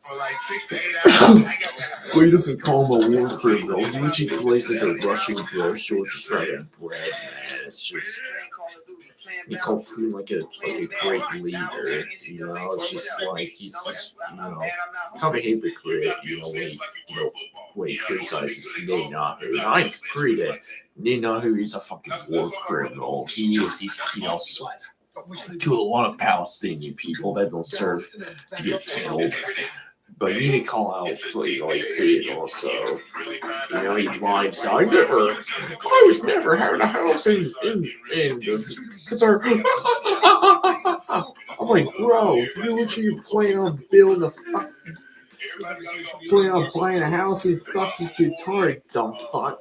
He's just like, he's such a hypocrite, man. He's just like, damn, it's just like, it's crazy.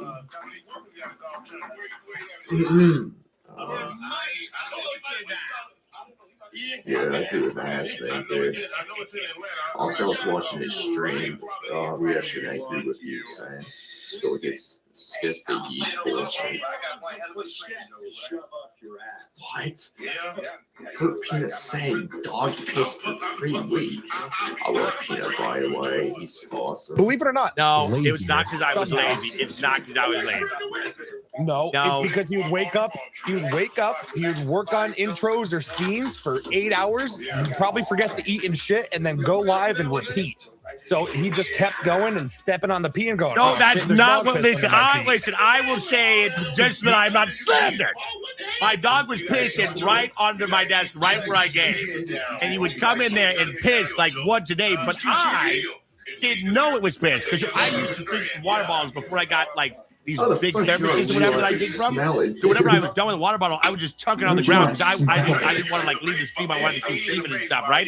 And so they would open sometimes. Some of the water would leak out of them. And so I always thought for like 3 weeks it was just the leftover water that was chucking on the ground for the water bottle. In reality, I was shitting dog piss. How'd you not smell it? You usually smell piss, dude. In reality, bro. In reality, He didn't want to clean it after he found that out. I did clean it. I cleaned it. He left it there. John, for get so it long. Bro, that's crazy. I don't know how you did not realize this. I don't know how you didn't smell that, man. That's funny. Destiny left at Aspen, both at Aspen Gold. That's on using as a people to attack Jerry. It's so funny that the awkward tribe of both Aspen Gold and Son do this. They throw as a weapon at the first cycle.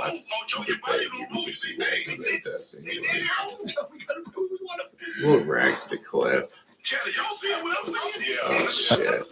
So for Asmongold to turn around and be like, yeah, he's just like worried about debating him. That's pussy shit. Asmongold is worried about debating me and also Destiny as well. Asmongold is terrified of debating Destiny.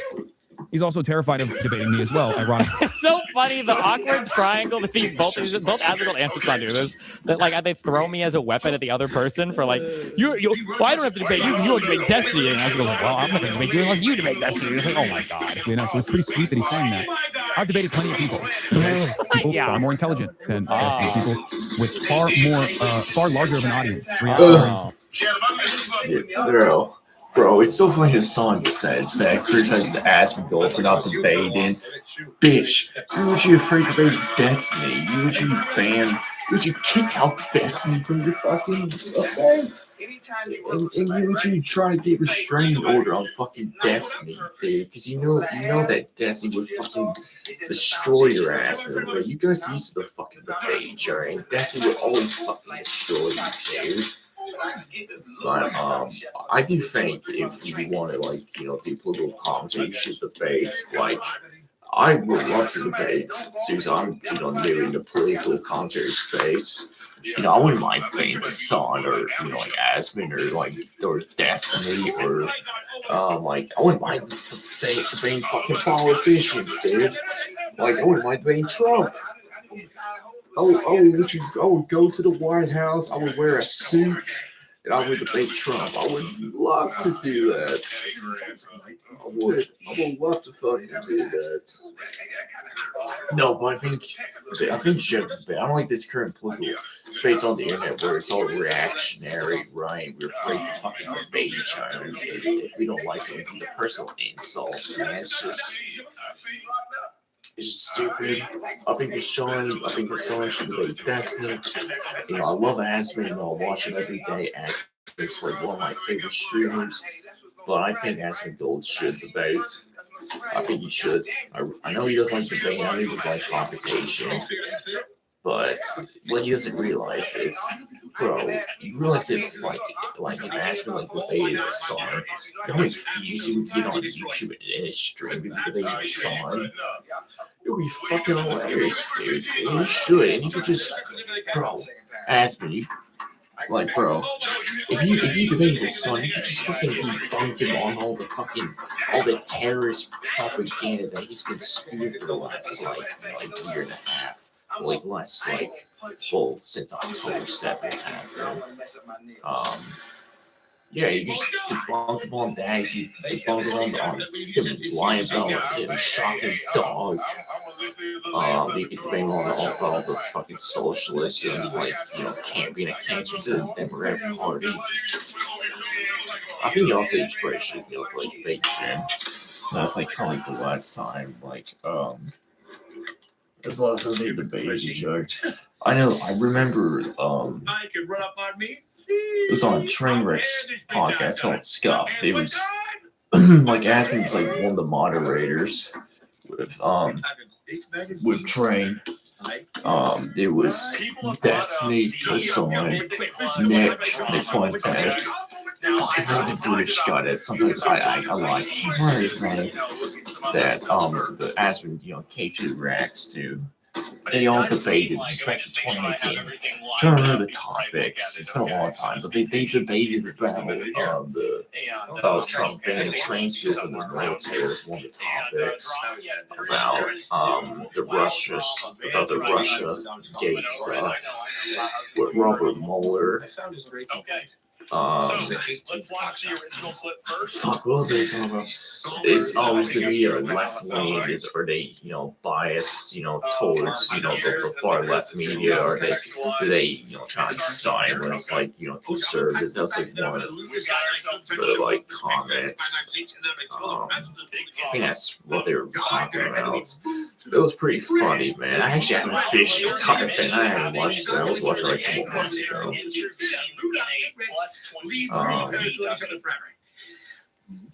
This means that this is a person playing a game. I saw that too. Ask that guy where his uncle is. Is it a fucking dog? What is it? It's good that Asmon's got a girl, man. I'm happy for him. Trying to find that girl, I think you put a dress on a cockroach. I need to start dating again. I'm trying to find another chick. I haven't dated in a long time. I'm trying to find a girlfriend, too. That's where he is. I will say, one of the nicest people I ever met in person is him. I don't think Asmon's as bad as people make out. I think he puts out a lot of honest shit. It was a little weird how nice he was. Well, I'm not gonna lie to you guys. That guy's been streaming for a million years, the most expensive thing he's bought in the last 20 years is a promo cup from Wendy's for the Avengers movie. So he's probably loaded. He's probably fucking loaded. He's loaded. Yeah, I don't think Aspen's as bad as people turn out to be. Like, I think he puts this. I think a lot of stuff he does on shit, I think he just puts it on it. Like, shoot, I could be wrong. Oh, I think behind, like, when he's not streaming, he's probably more chill. I think he just does it, just to put it on, like, on stream, So. Oh my god. Also, I think a lot of stuff does get taken out of context, also. So Ninja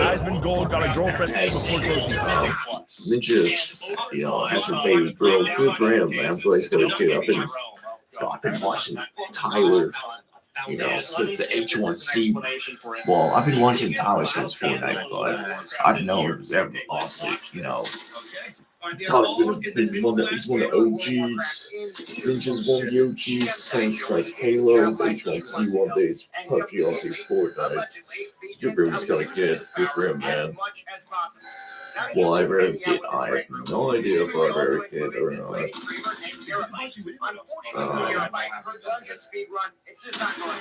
She's not going to be able to kill the final boss in time. She's going to have to restart the dungeon. Then in comes Daijo. He one-shots the boss. She gets her title, her achievement, and she goes straight to Twitter.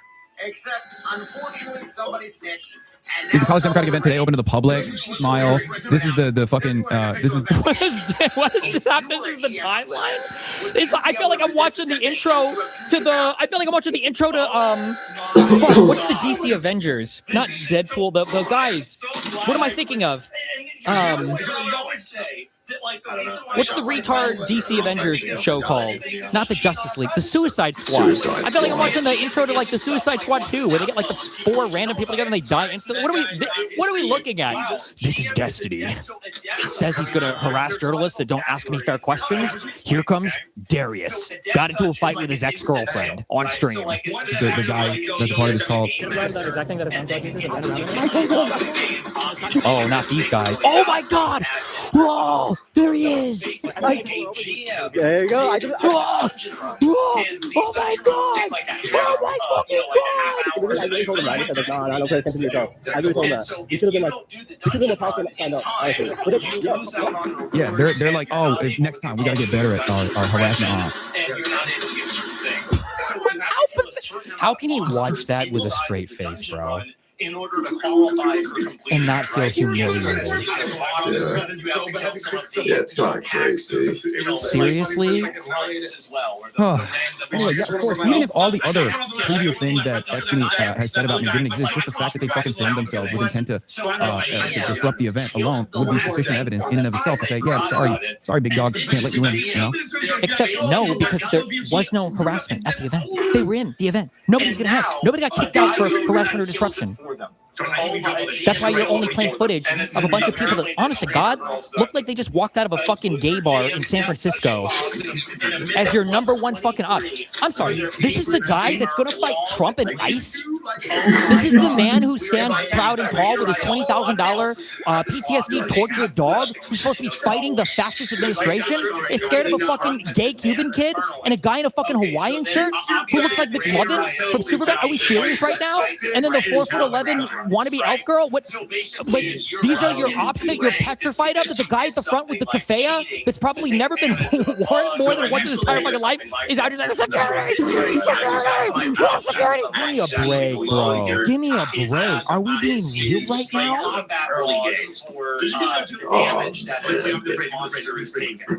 It's so funny how. Sorry.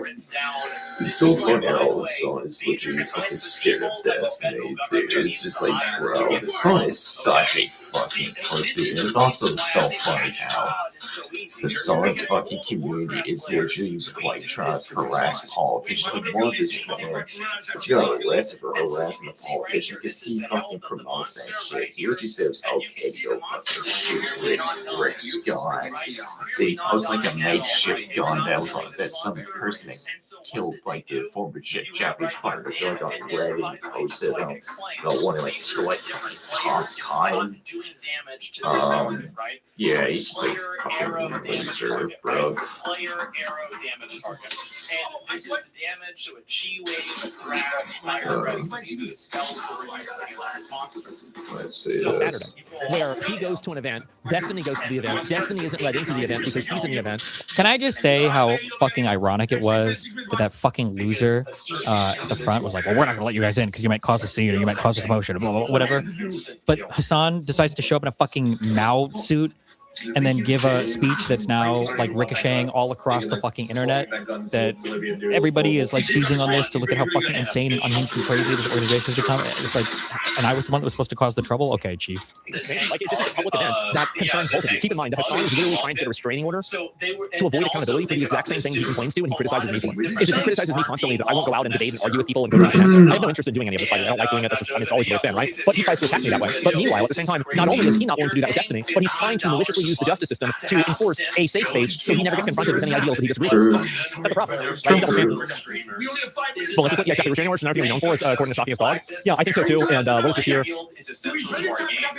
I'm serious. Both people, Destiny and Hassan, are incredibly problematic people on the platform. Destiny has a lot of accusations of people for doing things, and I don't really even know if they're true or not. But there's like clips of him talking about, you know, like saying N-word. Like Destiny has a lot of baggage, is really what my point is, and so does Hassan. Hassan has a huge amount of baggage, and both of them are optically problematic. Like, and they are extremely optically problematic. I would even argue, in my opinion, that they are both more optically problematic.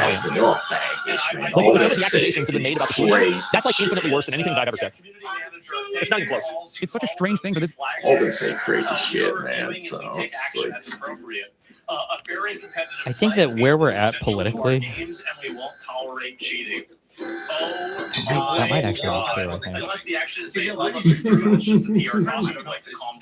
Asmongold says a lot of crazy shit, but it's kind of in line with all of the MAGA stuff. It really is. Yeah. A real force to be reckoned with within the liberal Democratic Party. When the Democrats don't want anything, it wasn't true. Why are you spending so much time talking about him? Why are you afraid of debating him? Why do you want to excommunicate him from events that you're going to be at because you're afraid of confront you? True. And even the debate, it's not like he has to debate me. I doubt we're ever going to have a conversation. But like the idea of like he can't even be in the same space as me. Like, I think that really, it kind of like, if he's not a big deal and it's not a problem, then you wouldn't act this way. And yet, sucks to suck for Bonarelli, Epstein.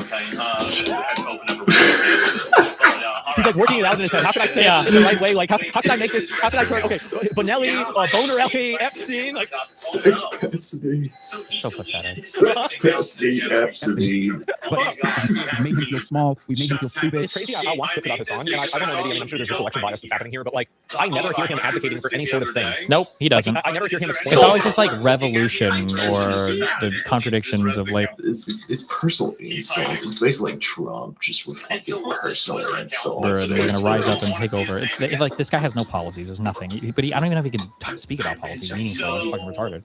Is that he's? Of course he doesn't. Someone's a fucking dumbass retard. He's just a fucking. Someone's just a propagandist, dude. But like all the baggage, like Hassan's got major baggage. You know, like Destiny's got baggage. So does Aspen. All of them have said a lot of crazy, insane shit. You know, like his son, he'll say, you know, like go back and serve 9/11 and call Jewish people inbred, you know, and all the other stuff. And Aspen, you know, he said about, like what he said about, like, the Palestine thing, fear thing. You know, like Destiny, you know, kind of like mock. Charlie Kirkland, you know, Andrew Kirkland, you know, when Tucker got shot, kind of laughed, you know, when this firefighter got, you know, killed, you know, but like Trump's rally, he's all of that half crazy baggage, all of that, you know, like said, insane shit. So basically, Aspen's chick is basically getting a to-do list, basically clean up his life.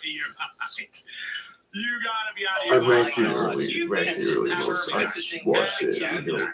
The stream goes. Want to show you what he said. Asgold's high value male is his dirty. Looks like a hermit. She did say. She said. She told me. I don't know if like.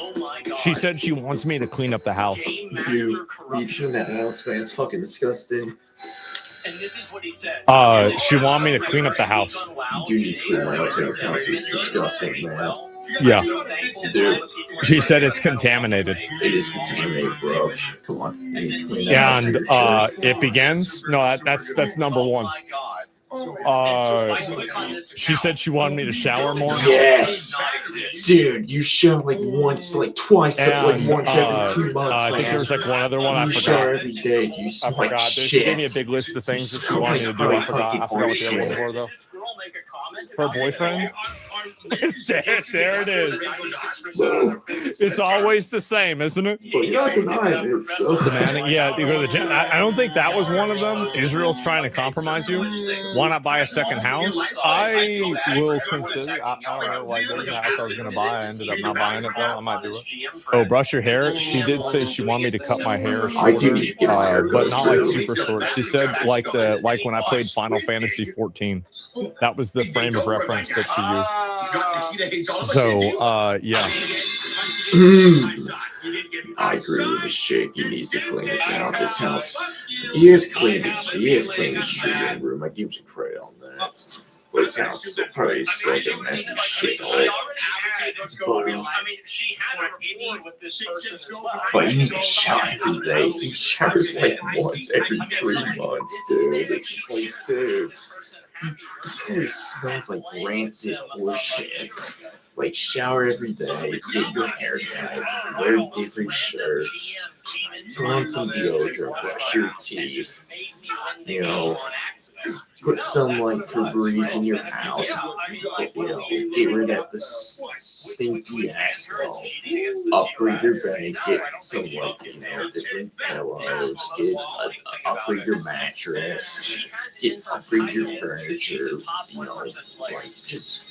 I don't know, modernize your fucking house. Your house looks old as shit, man. Make it look like a house from the 21st century, you know? So, he needs to do that, in my opinion. I know if I was like dating somebody right now, I would, you know, if she was like coming over, I would definitely clean my room. I would clean all that shit up, you know? I shower every day, obviously, but I'll clean my bathroom too. Yeah, I would clean everything up too. It would be kind of fun to ask me like buy a second house like in Canada because it's where it's like girlfriend lives. So, but yeah, but he's starting to slightly organize boys. He still has his account up. Wait, what is it? Caleb and I can fight together again. We're saying some great guys on the final lot. I'm sorry, we're not the number one podcast on YouTube like Broken, but we're willing to sell for free. You're invited to us to be on financial honest stands. I like Killhammer is hilarious, man. This dude is so funny. He just calls up these dumb morons that come on this show. It would be funny if like Gavin Newsom on Killhammer. I would love to really Killhammer just to fucking press with a horseshoe job he's done in California. Interestingly enough, he also seems like it's explains how his son's abusive harassment. I'm not gonna watch it on the side, but I kind of watch a lot of these.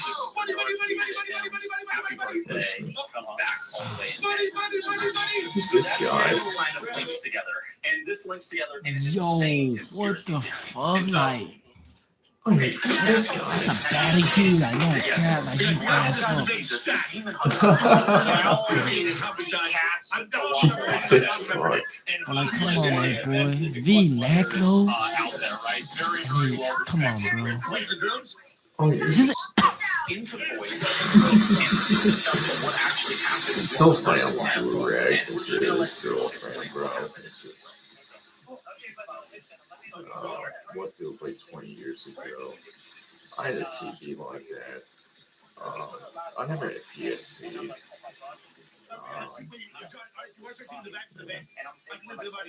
Holy, this place actually impressive. Jesus. Holy fuck.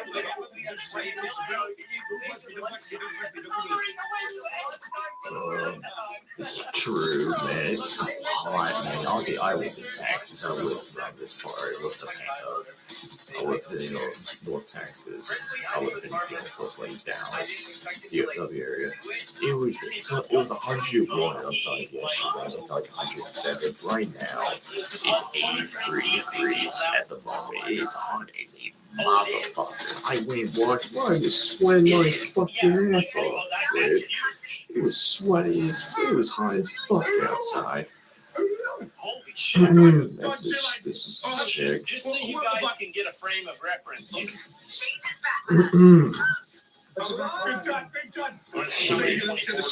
don't know why he's making that face. Where did what kind of restaurant was that? I think it's a barbecue place or whatever it was. I just want to see, like, if I could find. Yeah, she cooked it. He cooked her at $2 today. 25 seems like the ceiling here. So yeah, and check you guys. I'm not even sure. It's funny to like comment about. You can very clearly see like this is a high level thing, right? And also, by the way, a lot of these are the same people doing it. So this is a high level one. Look at their server. There it is. So basically, a plus 23 key puts you in very comfortably the top 5,000 runs in the world. Like 30 minutes. Okay. The top 5,000 runs. I'm gonna be honest, dude. I kind of decided I wanted to stay up a little bit longer because my glucose was still kind of low. That's the reason why I'm staying up till it goes up, down, and goes back. I'll probably hang up for maybe like 10 or 15 minutes. Yeah. Top 5,000. Right? What we do tomorrow is we're gonna play Halo. We're gonna play the Halo. We're gonna play Halo 5. I'm trying to find Halo Infinite One. You know, Xbox Game Pass, like on store. Can't find it. I don't know why. Since I couldn't find it, so I sold Halo 5. We're gonna play the Halo 5 campaign. You know, I played Halo for a decent amount in my lifetime. I have never played the campaign. I always played like the multiplayer. So we're gonna do that. We're gonna play the like campaign for like why not this Combat Evolved campaign comes out next week. So. Yeah, we'll actually local stuff to do local stuff. Go see some going on with ladies in fucking ads. So getting into the gaming reacts.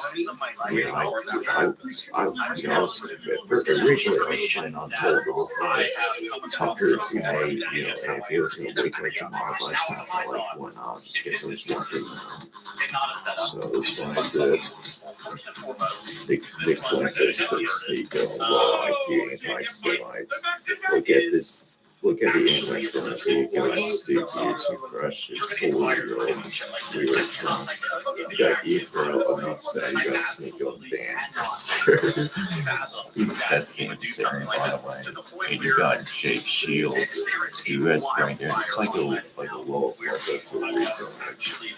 Sneaker is definitely a fucking retard. He's one of the biggest. He's hardly one of the biggest, like, you know, like grifters. He's arguably like one of the biggest fucking like grifters I think I've ever seen on the goddamn internet, dude. Like he's not a serious person. He's just a moron. Like he would get destroyed as a bait by the dumbest retards on the fucking internet. Of course, people are fucking furious. He destroyed. That they otherwise shouldn't have. So I think like Sneaker's not very smart. He's like a mathematically fucking retarded fuck. Absolutely awful because this guy is he just went protected mode. You know, his job as a date is. Did he just go protected mode? Just absolutely awful because this guy. So you see. He was on. He had it open. I remember, right? You could see he had it open. Windows being like that. Just an update. I'm moving to the Warcraft team. May 26th. 2 months later, he's already doing this. I used to use the Explorer engine actually. Back in the day, I think everybody used it. You know, his job is in danger now. Like this is something that is. I used to watch. I watched that tough to come back from. That was it. That's the drama that's happening. It's not tough. I also watched Rugrats. I used to watch a lot of Cartoon Network. This is something that, like, you know, why would a company want to hire you after you've literally just like cheated in their game? Like he was tuned in. Yeah, I mean, this is like you can't not get fired for this. What the fuck? It's blacklist material. Yeah, this is something that's probably going to destroy your entire career. Sorry if Tan was the best grade. It's so funny, like when I was like, well, kid, I thought the 2020s was gonna be this way, actually. You know, I really thought someone made a movie about saying that 2015 was gonna look like this, and we're 2026, we have not had flying cars yet. I wonder if they'll be in flying cars for a long time, like the next like 10 or 20 years, or like 40 or 50 years old, be like flying cars. It'll be hilarious if they're honest. Video game's reward structure collapses. I remember so the second that you like in first grade. any sort of or you create any ambiguity and you remove the integrity of the game, the entire game loses its value. Like so that. you are effectively like you are hurting the game in a like massive, profound way by doing this.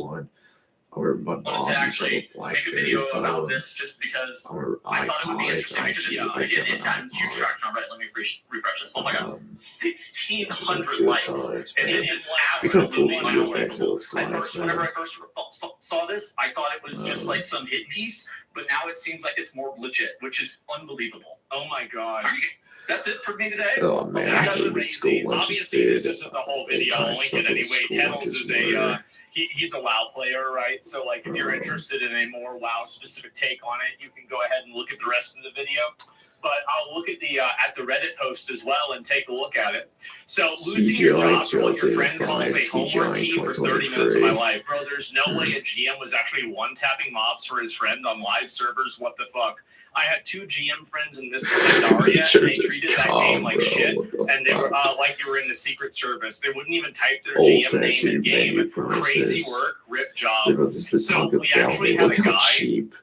Look how cheap Taco Bell used to be. I can probably just tell the story. $1, man. It's so crazy how much inflation's gone up by over the last, like 6 years. Until like way later on. It's so nice if we went back to those prices, man. But we would need to have like massive deflation. That's like never gonna happen. There was an event where it had the Blizzard devs against like some of these like really good players, and he linked me the video. And he says, look how good these guys at Blizzard really are. They're insane, and they make these other people, like, they totally make them in this thing. I enjoyed the World Cup. I'm not going to explain what it was, because I'm going to keep it back, ambiguous on purpose. I'm a big Cowboys fan. You know, I watch all this. I pay attention to everybody. I watch all the games. You know, I watch. I have like the NFL tickets. So I watch all the games. I pay close attention. It was not even remotely close. You know, It was just a total Sunday, blowout. Monday, Tuesday. And he's telling me about how badass it is and everything. Like, you know, every like Sunday, Later on, Monday, I find Saturday, out Thursday. he was in the fucking team. So can't wait for football to be back on. It's what Arrowhead's gonna look like in 2031. It was him doing it. And he's like, dude, aren't these guys so good? I was like, yeah, these guys are insanely fucking good. They're amazing. Like, what is this? And so, he's glazing himself, right? And this weekend, and so this happened. This is like it was like over 10 years ago. Yeah. And like, I knew this guy for a really great guy, right? So he had this recently called Game Masters. Yeah, I mean, their he was scrap. You know, he was not, he didn't have, like, he didn't do GM stuff. He was, like, actually like a lot won of them. the, you know, back to back, Anyway, like, we you know, can no longer trust MVPs. any unlogged or But they any got fucking like ousted unstreamed high-end immediately, content like run is legit. in the Yeah, I mean, CEO. you could have easily said that. I feel like that's obvious. Like, People are really mad. face of I like said the it length of elsewhere, but it's face. incredibly. You know, And by the be way, this is optic. exactly what I just said. By the way, If I this is was exactly faced, what I man, I have did. too many Is this him? expectations, man. Wait a minute. They need to. I would get rid of scrapped. Wait, is he in my chat? I would probably keep Hydra. No I shot. would get rid of Scrap. I would probably just get a new coach. They haven't won a CDL championship since like 2022, man.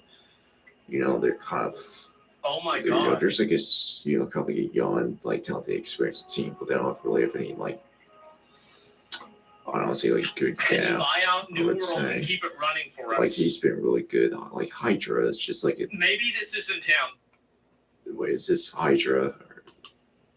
I can't. Blizzard, I haven't but paid this attention to is him CDL in a talking long about. time. Oh I my really god. I really used to pay attention This to is him. CDL This when I is was him. like younger. I No still kind way. of somewhat He pay 100% attention, but not watches as much as I used to. I don't really watch No as much. fucking I just way. got busy in my life, so Let's cast your tournaments.